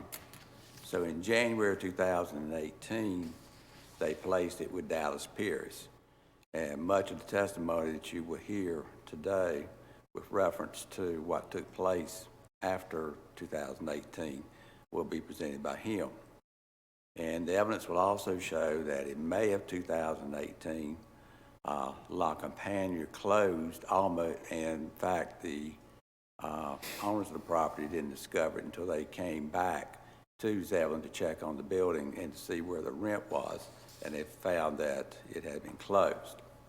So having said that, as my opening remarks, we would like to call our first witness, Dallas Pierce.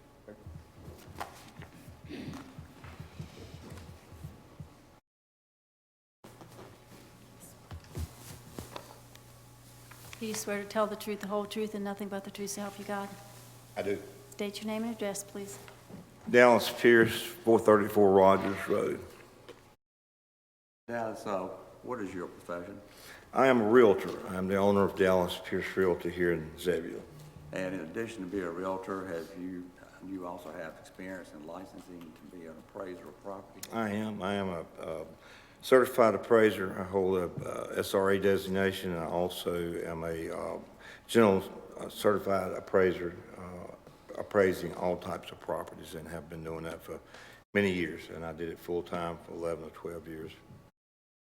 And could you give us some of your educational background? I'm sorry, Mr. Weeks, I cannot hear you. Can you speak into the microphone, please? Yes, I will. Could you tell us your qualifications and the educational background you have to qualify you as an appraiser? Yes. I graduated in real estate at UNC Chapel Hill, GRR designation. I'm a broker. I again went back to UNC Chapel Hill and received my appraisal certification and degree. And I am also a general certified appraiser by the state of North Carolina. We'd like to tender Dallas Pierce as an expert witness in appraisal of real property. Dallas, when did you first get involved with the property that's before the planning board at the time? When I listed it, you mean? Yes. Yeah, I listed the property January 26, 2018. And at the time that you reviewed the property and you listed it, what, in your opinion, was the best use for that property? Highest best use for the property was in some way of using the present improvement to enhance the value of the property. There's more demand for that type of property than obviously it would be if it was vacant. And at the time that you listed it for sale, was the property in fact occupied? It was right around that time. It was occupied, and then shortly thereafter, the tenant did move out. And at the time, were you involved with the Boykin family and advising them at the time the tenant did move out? Yes, I was.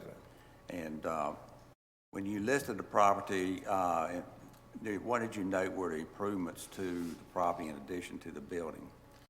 You mean as far as what they had spent on the property? Yes. Well, there had been a new roof put on, and they'd had some other improvements done inside the building as well. But the roof was substantial. A new roof that had been put on in the early years back. And is your understanding that since 1990, they in fact expended over $50,000? Yes, I did. I did. Yeah. I mean, I'm sorry, 2010. Right. Yeah. To your knowledge, is this property served by the city sewer system, or is it served by a septic tank? Septic tank. And was it your understanding too, when you listed the property, it may very well have been served by a well that was located on the property?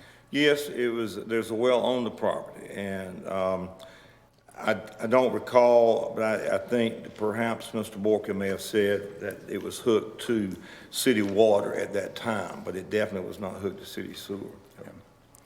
Now, would one of your recommendations have been if you had learned that the property was hooked to city water, would one of your recommendations have been that it should be disconnected from the water supply while you had it listed? Yes, it's our policy. Any property, whether it's vacant for a week or time much longer than that, we always recommend to our clients to disconnect the water. And the reason we do that is because even in the summertime, you can have a water leak. And we have had tremendous problems with water damage. We've had to go in and have it remediated for mold. It's just a mess. So it's a whole lot easier just to disconnect the water and not worry about that happening. And that's why you're trying to sell it? Yes. Okay. Now, to your knowledge, did the Boykin family continue to maintain electrical power to the property? They sure did. They absolutely did. In fact, it's connected now. It's connected now. It was never turned off. And have other parties been making use of this property? Well, was another party also making use of this property prior to the tenant moving out of the building? Yes. There's been, prior to the tenant moving out and to date, to present, there's a food truck that uses this about, I think, 5 days a week. And he also uses the electrical hookup from the building to operate his food truck. And to your knowledge, is he presently paying rent to the Boykin family? He is. I believe he's paying $400 a month. I think that's what I heard, or what's told. And was it consistent with your recommendations and your efforts to market this property in its current zoning heavy business that they not lease the property to another tenant? Yes, we, in going along with our sales approach, once the tenant decided he was going to leave, I instructed Mr. Boykin that it would be in the best interest of our marketing plan not to put another tenant in there so we wouldn't have to work around the availability of them being there for us to show the building. And many times, if a tenant is occupying that building, most of the time they make it a little hard for us to get in and out because we have to do it on their schedule. Now, in your opinion, based upon your marketing of property and selling property throughout this area, did you believe that they ever intended to abandon this property? No, they never did. It was, in fact, almost all the feedback we got from everyone we showed the property to, they were interested solely in the building. That was the main reason they wanted to see the property, was because of the building and the contribution of value that the building placed on that property. And based on your knowledge of the situation since January 1, 2018, did they intend to discontinue the use of the property by Las Campana? No. That was out of their control? It was out of their control. And are you familiar generally with the proposed special use that the applicant intends to make of this property if the special use permit is approved? In other words, the internet cafe, are you familiar with Yes, I the am. Yes. requirements of that? And do you, in your opinion, will the proposed special use by the applicant materially endanger the public health, safety, or welfare of the people around the property? Not in my opinion, no. And in your opinion, will the proposed special use substantially injure the value of adjoining or abutting property? No, there's nothing about the operations of this business that would degrade or diminish the value of any adjacent properties. Would it have any more impact on the adjacent property than the past operation of a convenience store there? No. And based upon your appraisal of this property and your offer of this property to sale and your marketing plan, will the proposed special use be in harmony with the area in which it is to be located? Yes, it will. It's already zoned heavy business, and it's in the zoning classification that allows this type of business and other types of similar business as well. And based upon your having lived in the town of Zebulon and selling real estate here for many years and appraising property in this area, is the proposed special use, will it be in general conformity with the ordinances, policies, land use plan, thoroughfare plan, or other plans officially adopted by the Board of Commissioners? It will. Okay. And do you agree with the findings by the planning department that this property has been abandoned and therefore they discontinued their use of the property for 180 days? I do not agree with that. No further questions. Okay, thank you. Questions? Mr. Pierce, Yes. please explain to us your qualifications to speak to number one of our findings of fact. How are you qualified to make a statement about public health, safety, and welfare? Well, the only way I can answer that is in the valuation of property, there is a form of obsolescence, and that form of obsolescence is either physical to the property or external to the property. My estimate of value says that this use will not have any external obsolescence to any adjacent property or anyone else that has anything to do with that property. So again,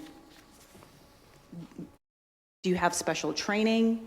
Do you have any certificates? Do you have any certifications that enable you to make statements about the safety? I have training to make a statement that the value of the property, this property is or is not affected, and/or properties of any other or not affected or not affected. Okay, so you've given us testimony outside your wheelhouse then, correct? Not necessarily. In my opinion, I don't think it would have any adverse effect on what we're talking about. Okay, thank you. Other questions? Thank you, Mr. Pierce. Mike? Next witness will be Mr. Brett Boykin. I'm sorry, can you speak into the microphone? I cannot hear you. Next witness will be Mr. Brett Boykin.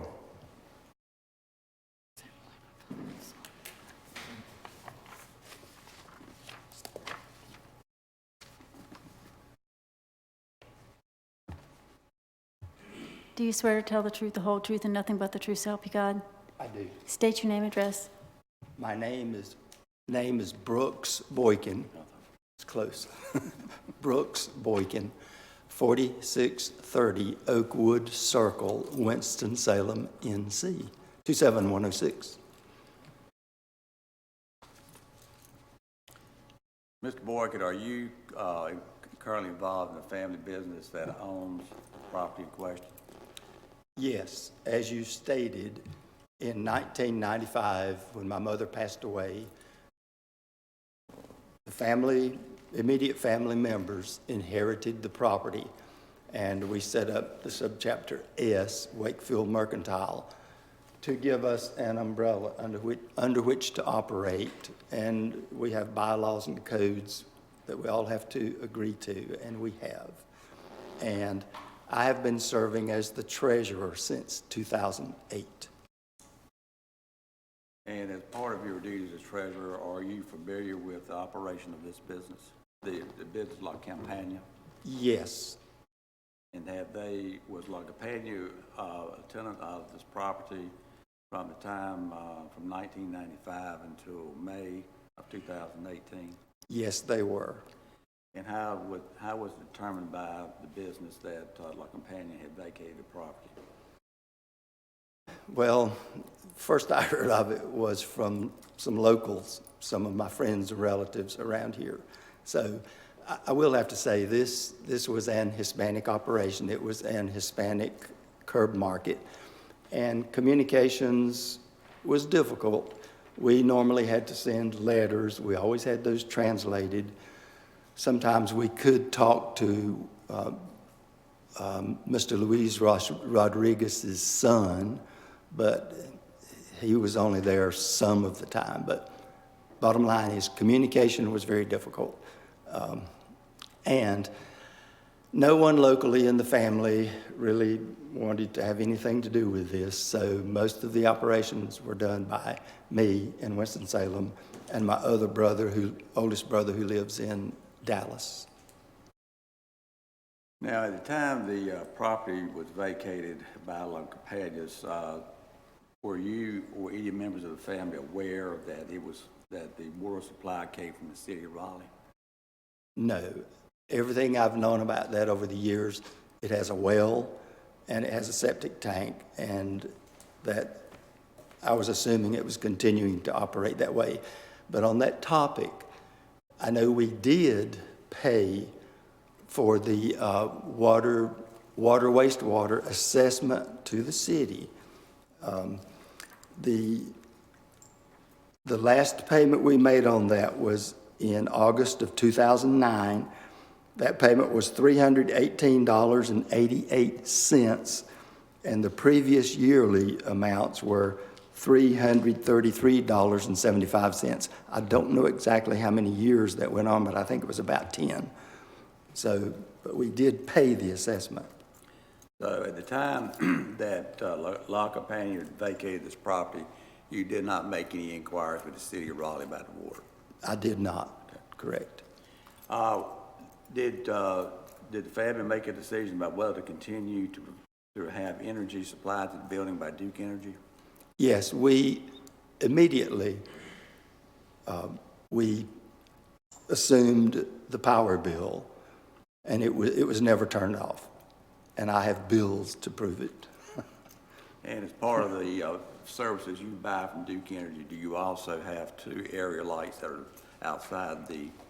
Yes, yes. There is a general area lot that lights the parking area. There used to be mercury lights up on the poles.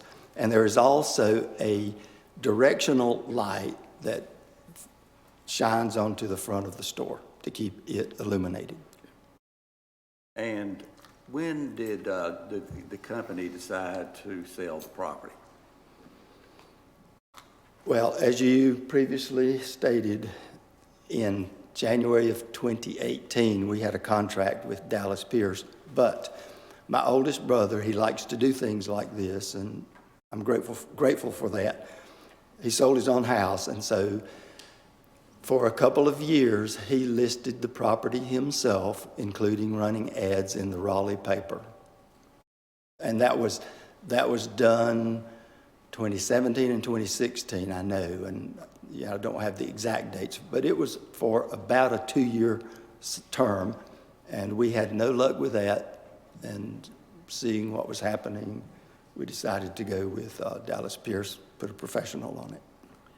Okay, at the time that it was listed with Dallas Pierce, which I believe was in January 1 of 2018, La Campagna still occupied the building, is that correct? Yes, yes. And on that point, there has been continuous, uninterrupted economic activity from this site since the building was built in 1973.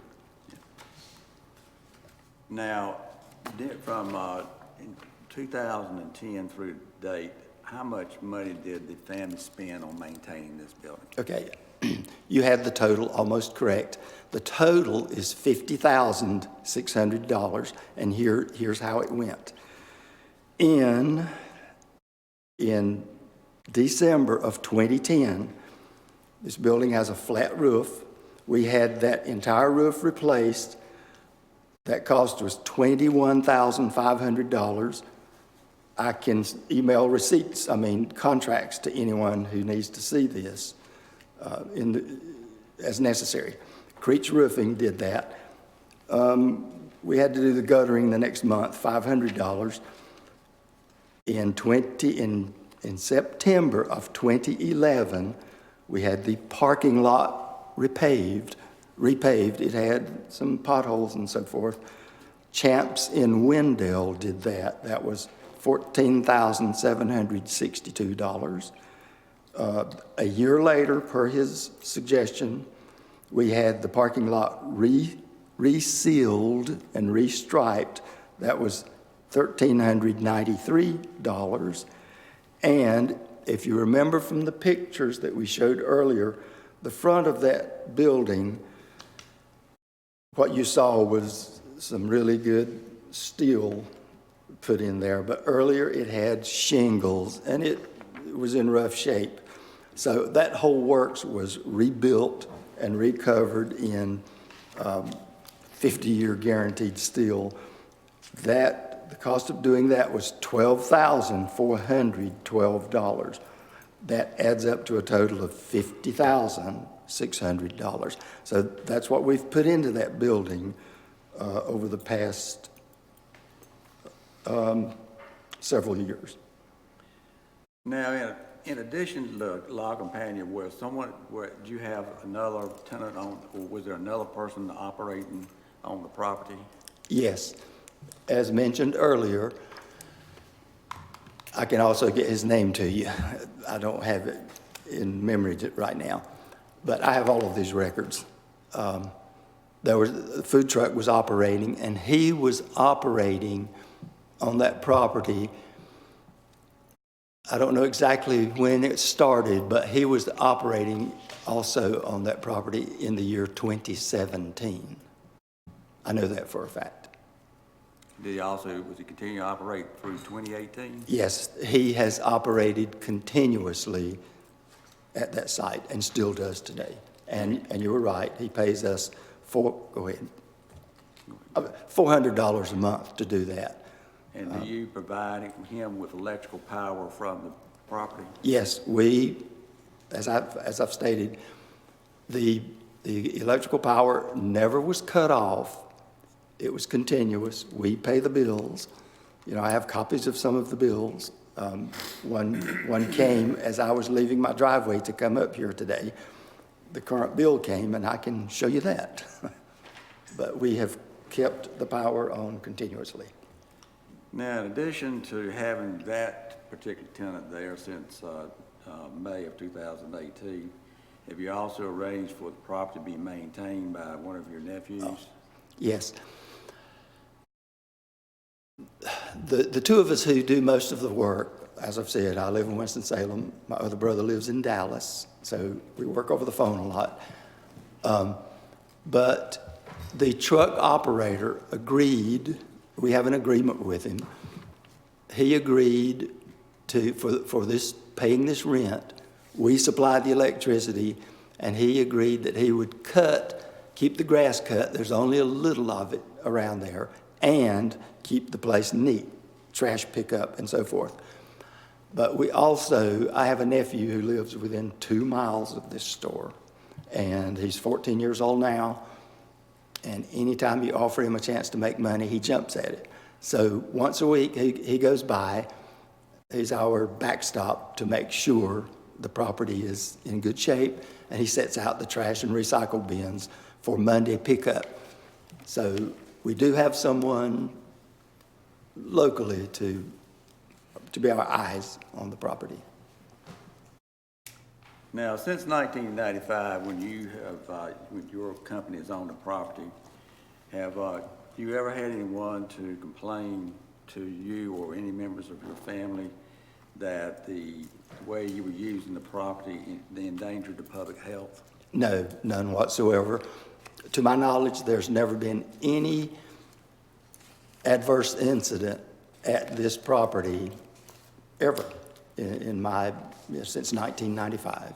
And you had any complaints from others that they were concerned about their safety or welfare? None whatsoever.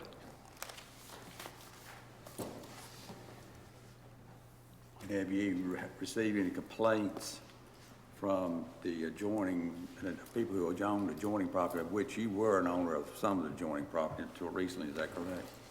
That's correct, but it was farmland. It still is. So there were no residents on any of our property living close by. It was only land. And the property which adjoined you to the north when it was actually being occupied, that was also a business. Is that correct?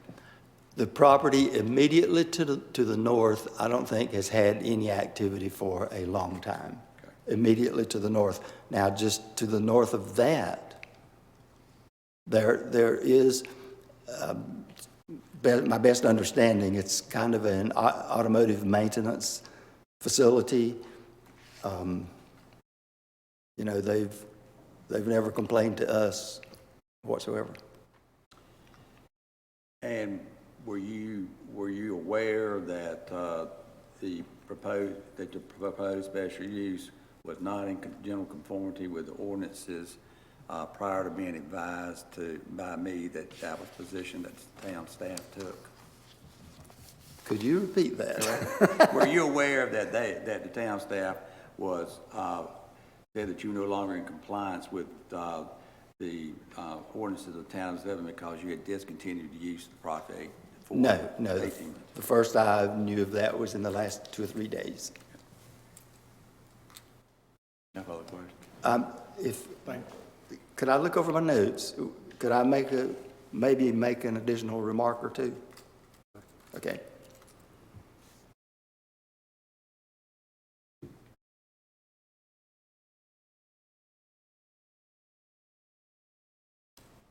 Okay. Worth noting is that before we, and this is kind of a repeat, but I want to repeat it. Before we listed the property with Dallas Pierce, we tried to sell it ourselves. Now, previously, a remark has been made about the age of the owners. The youngest family members in this are in their early 60s, and the oldest is 86, and I'm kind of in the middle of that. So what was mentioned earlier, the fact that we wanted to sell it was partially for that reason, because of our ages. Also, worth noting is the fact, I mean, we have tried to get someone to buy and operate that property for several years now.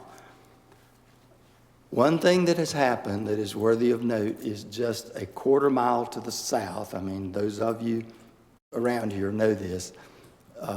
All of where the Sheets gas station is down there, I mean, there's a lot of development there, and all of that has obsoleted our property in terms of value, in terms of a curb market.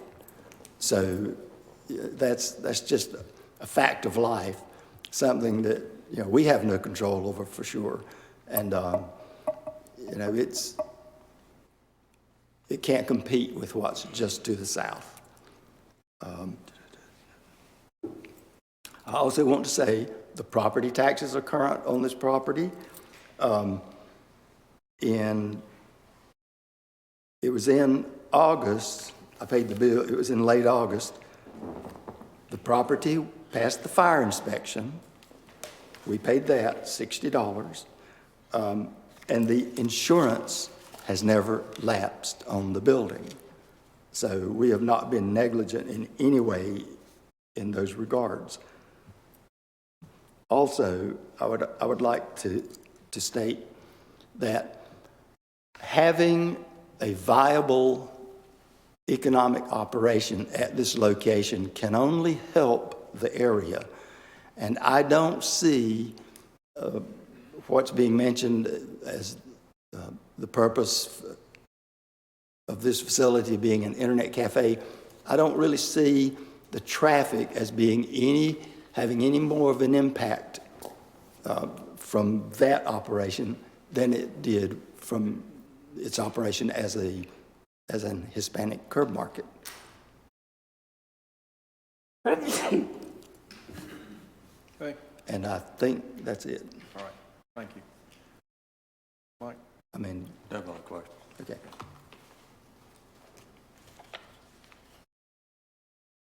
We'll call our next witness, Mr. Goodman. I did not ask if there were any questions from either board. My apology for that. Yes. Any questions? No, hold on. I'm asking. Any questions from an interested party?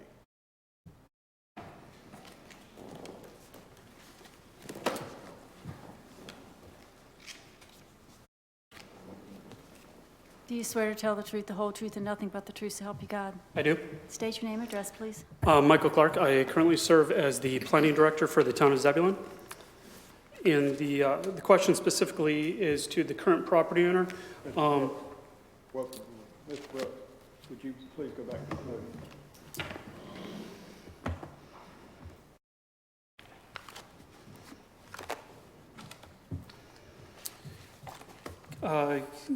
Can you tell me, sir, if as the owner of the property, are you aware if the food truck that has been operating there for several years has obtained the necessary permits in accordance with Section 152 of the ordinance, specifically a mobile food vendor permit? I don't know. I know he may have a permit, you know, whether or not he has a permit permit for this particular property. I don't know about that, but he has been operating this food truck for some time. Okay, and can you tell me if the permits have been renewed each year in accordance with the required applicable section of the ordinance? I do not know. Okay, thank you. Other questions? Thank you. Okay. We call as our next witness Mr. Jasper Goodman.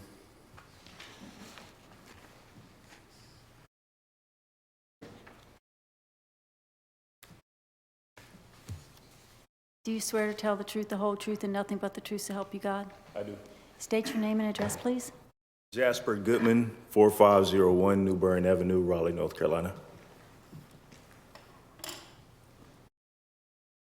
Mr. Goodman, are you a principal in the Land Star Investment Group? I am. And is in his Land Star Investment Group the company that has applied for the special use permit? It is. And has Land Star Investment Group entered into a contract to purchase this property from the Boykin family? Yes. And, sir, could you tell us generally about what your profession is?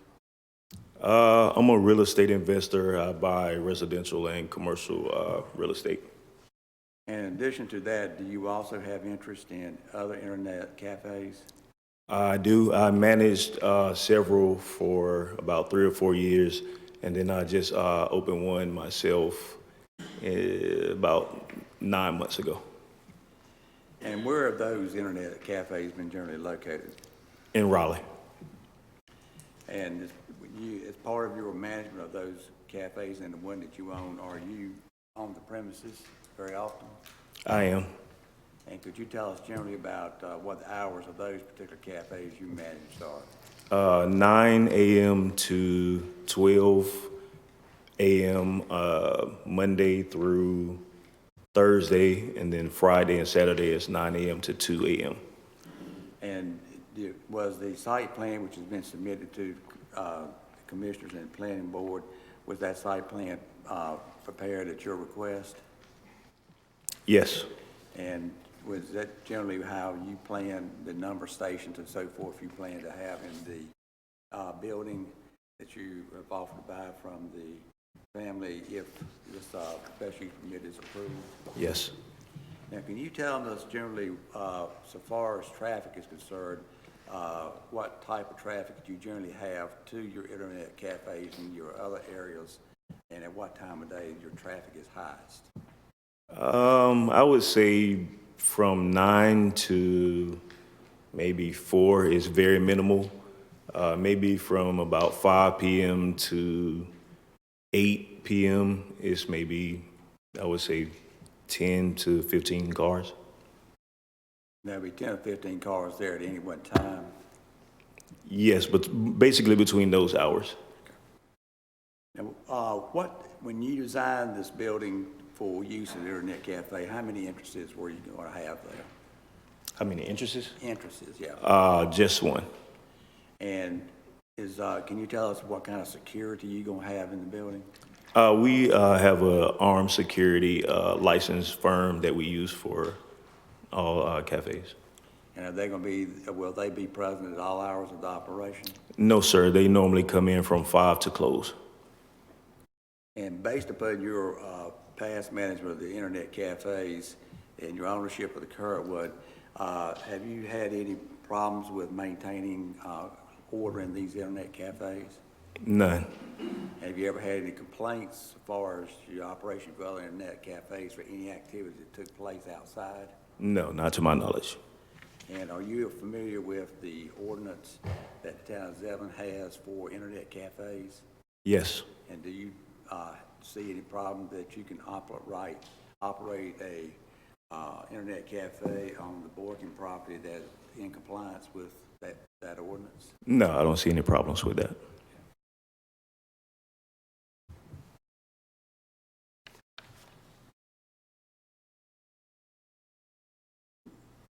And in your experience in operating internet cafes, are you aware of Are you aware of any actions that have taken place that have endangered the public health?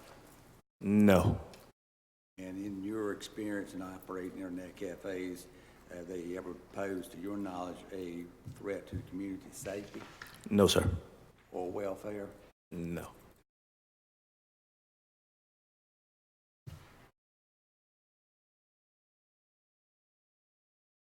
No further questions. Answer. Hold 1 second. Questions from either board?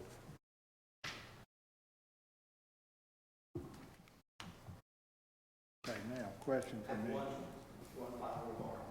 No, wait a minute. Whoa. Do you have a question for this gentleman? No. Okay, thank you. Does any interested party have a question? All right, thank you, sir. Mike, Thank do you. you want to call your other witness back? Mr. Boykin? Mr. Boykin.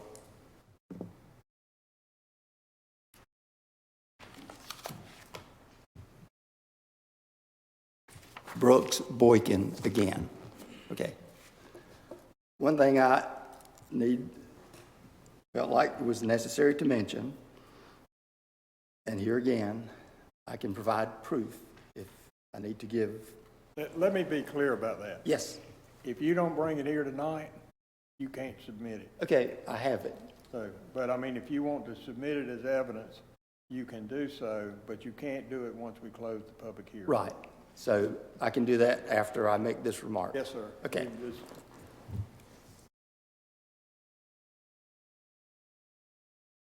This is just a monetary statement. I'm the treasurer. Right now, this concern, Wakefield Mercantile, we have a total of $21,217.50. That is the total financial worth in cash of this entity. And the only reason I mention this is, you know, if this request is denied, then the food truck guy pays us $400 a month. The insurance on this property right now is $200 a month. The power bill runs $120 to $170 or $80. So the money from the food truck basically just keeps us floating in that regard in terms of those expenses. The property tax on this property currently is $4,402. This year's bill is $4,402. So even if the food truck operator continues to operate on that site, we only have enough cash to get us through about 3 years. So I just wanted to make that remark, and I have copies of the statements that prove what I just said, and I will, you know, I don't have copies for everyone. If you want to share any of that with Ms. Markman over here, it's just, you know, once we close this. Right, I understand that, that's why. Okay. Mike? Yeah, I was just going to see if anybody else had any further questions. Oh, I don't well, have. I need to do that, sorry. Does anybody have any questions? All right, thanks, sir. Do you have anything else, Mike? I don't have anything further. I'd like to make some closing remarks after. All right. Yeah. Okay, is there anyone that would like to present evidence in opposition?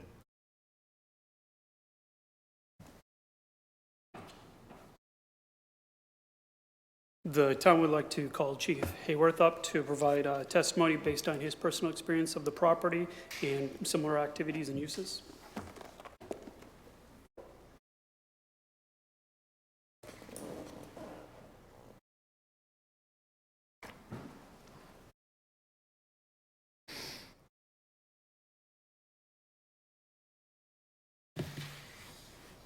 Do you swear to tell the truth, the whole truth, and nothing but the truth, so help you God? I do. State your name and address, please. Tim Hayworth, 1001 North Rendell Avenue, Zebulon, North Carolina.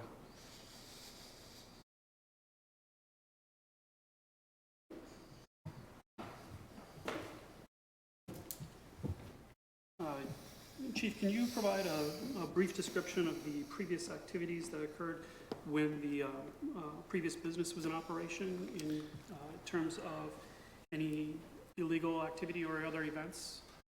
Yes. Armed robberies have went back at this location for many years. In fact, in 1992, which was before my time as a police chief, but in 1992, the owner of the store at that location, Joe Perry, was killed in an armed robbery at that location.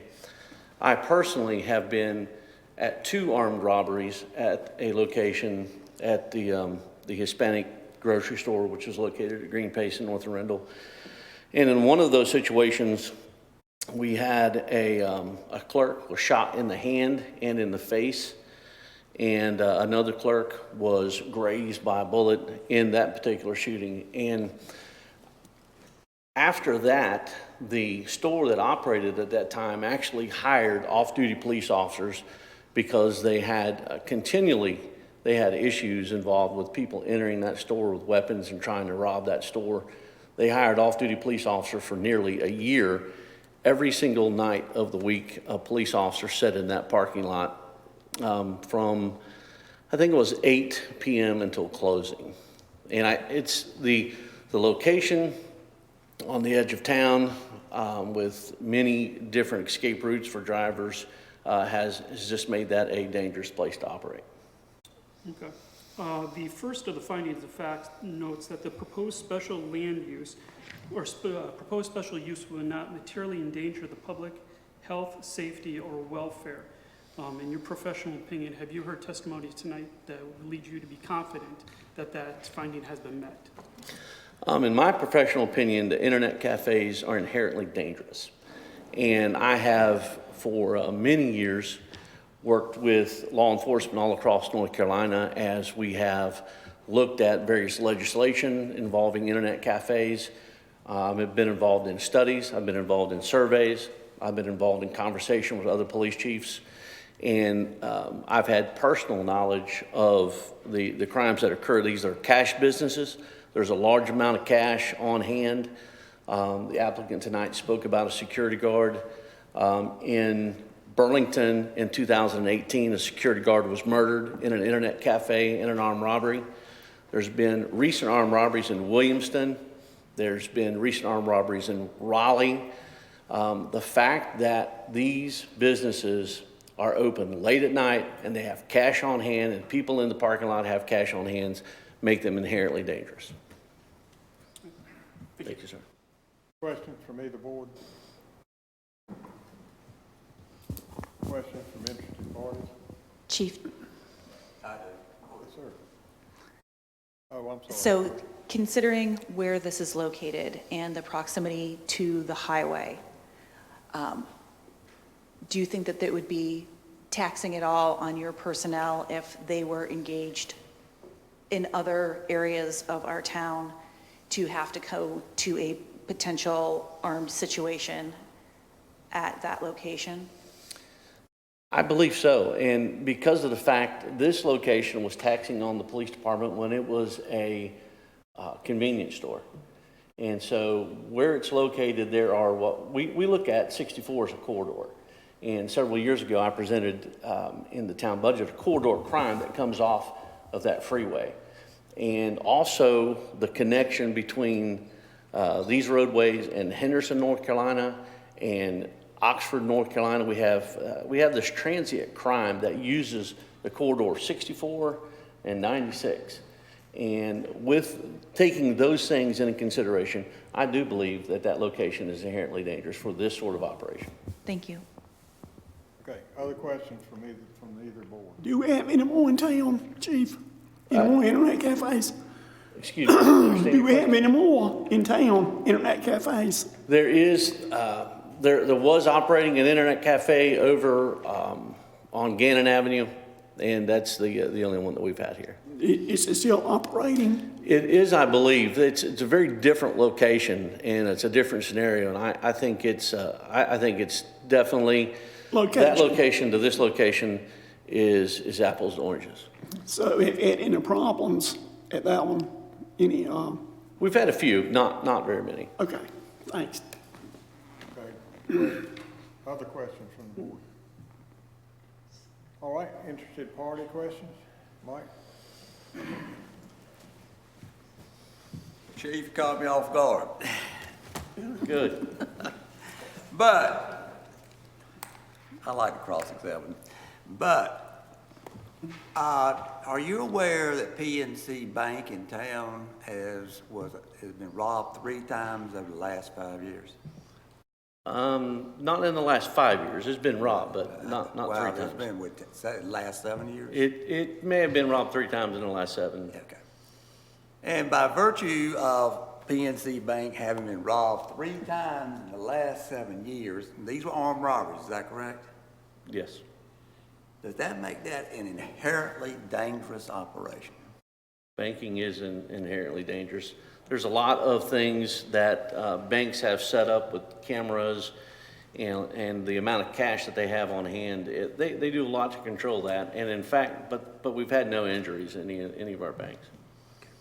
The fact that they're inherently dangerous, then based upon what you're saying, then they probably should have their own security sitting in there. Is that correct? It would not be a bad idea. But they're not dangerous enough that they do that. Isn't that correct? It's correct. And yet we have Mr. Goodman here says that each one of his operations that he provides armed security. Mr. Weeks, it's very different. These banks aren't open until 2 o'clock in the morning. Well, actually the town ordinance will allow this to be open past 11 o'clock in the evening. I'm sorry, I thought I heard testimony they would be open until 2 in the morning. He has some that's been open until 2 o'clock in the morning. Okay. And he also testified that he hadn't had any problem in his establishments. And he's been managing them, and he's been operating them for several times. And he operates them in the city of Raleigh. Is that a question? Well, I said, he operates them in the city of Raleigh. Would you say that Zebulon, just by nature of being Zebulon, is inherently more dangerous than the city of Raleigh? No. You wouldn't say that? No. Okay. So, it all comes down to a matter of opinion with you as to whether or not it's inherently more dangerous or not. Is that correct? It is my professional opinion. I've been on this job for 31 years. So. But you haven't done a detailed study of these things and written reports about how much more dangerous they are. No. I've done studies, but I've not written a report, no. And you are not recommending that the banks have armed guards in them or be closed in order to justify their existence, are you? No, I'm not. Okay, and there are other operations in town that do have their issues as well, such as restaurants and bars and so forth. Certainly. Okay. But you're not contending that all bars and restaurants be closed because, or not be permitted because they're inherently dangerous, are you? No, I'm not. Okay. Thank you. Thank you. Other questions? Either the boards or, yes. Thank you, Lee. Yes. Do I need to go up there? Yes, sir. But it needs to be a question.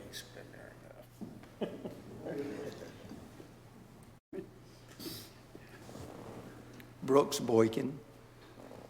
So do you have stats from lots of different businesses that point to the fact that this particular location is in fact inherently dangerous? Can you give us stats from other businesses around town to back up what you're saying? I've been the chief here 19 years. I know how many times businesses in town have been robbed. Right, but, you know, the numbers you quoted, you know, I don't have the stats either, but other places have problems also, robberies, homes included. So, you know. We have outside of the actually First Citizens Bank, there's no place in town that's been robbed more times than that location. And there's been no place in town with the amount of violence that's occurred in the robberies than that place. None. Well, you know, if I don't have a report to see that empirically compares site by site by site, you know, I basically have to take your word for it, and that's it, right? Yes, sir. Thank you, sir. Okay. All right. Any other questions? Thank you, Chief. Thanks, sir. Mike, you had closing remarks?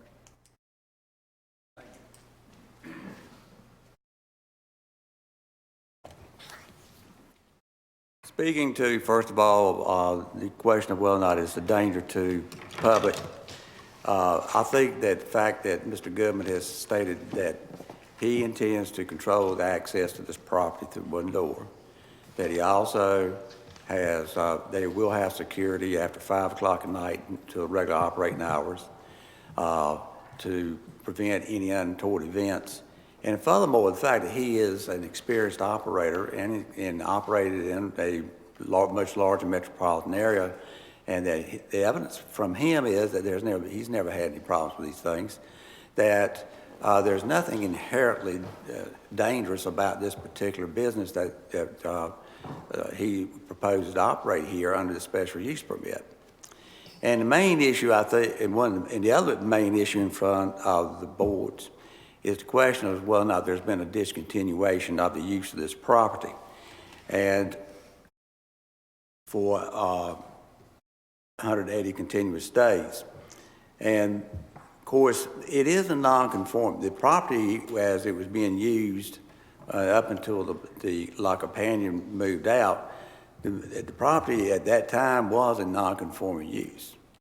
It was, but it was not non-conforming when it was first opened. It was a conforming use, and it continues to be a conforming use under heavy business. Continue to be a conforming use under heavy business as a convenience store. What made it non-conforming, as so often happens in towns, and no fault of anyone, is that towns grows, they change the requirements for the sites. And the site requirements are what make this now a non-conforming use. So there's nothing that the property owners themselves have done to create a non-conforming use there. And because when they opened the property and began using it, it did conform. They actually have a vested property right in continuing to use this property for uses permitted by heavy business. So, as I understand it, once we make a prima facie case that we have complied with the full requirements under the special use permit, it is up to the town to carry the burden of proof to prove by the greater weight of the evidence that we have failed to prove our case. The other thing is on discontinuance, as required, as the ordinance says,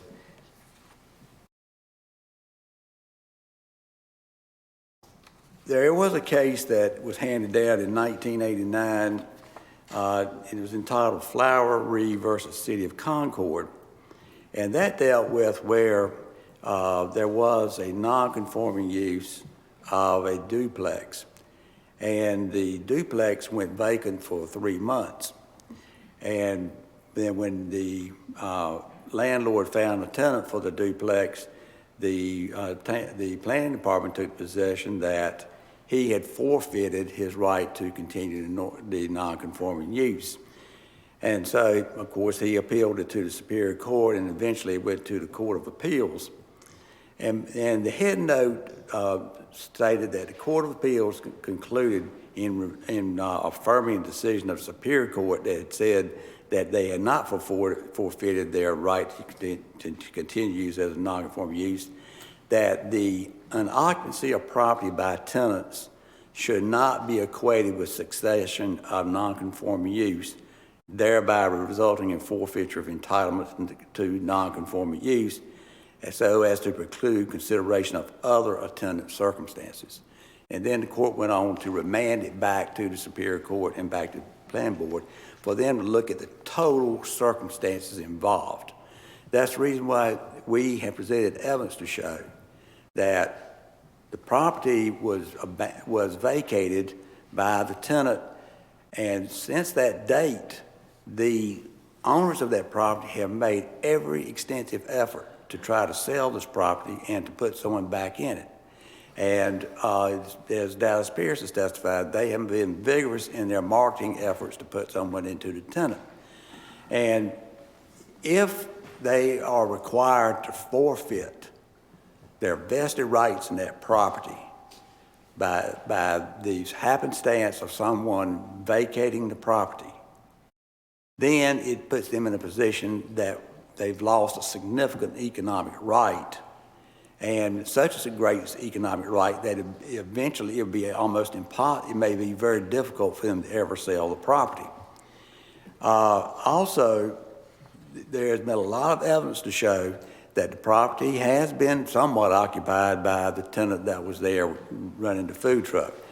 There's not been any evidence offered by the town from their records, and they've got records that the food truck operator food truck did not have a license, and I assume that they were aware the food truck was out there because they said it was out there 5 out of 7 days a week.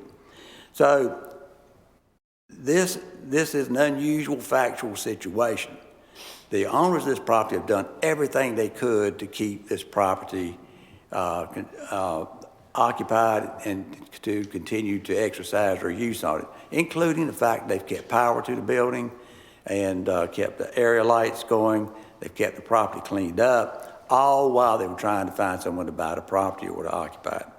So we would submit that we have met all the requirements that under special use permit that we have to meet to be allowed a special use permit to operate this as an internet cafe. Thank you. Thank you, sir. Anyone have a question for Mr. Weeks? Hearing none, thank you. All right. Any other remarks or evidence, I should say, not remarks? All right.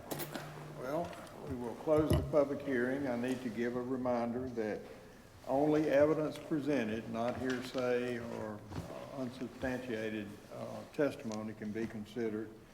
You can have no ex parte conversations until this has been decided by this board. So once the planning board makes a recommendation, that doesn't mean y'all can go out and talk about it. So it's got to be the decision of this board. As I stated earlier, no additional evidence beyond tonight. And I think that about covers all of my points. So having said that, I will close the public hearing and refer the matter to the planning board for their recommendation. We have a manager's report. Sorry.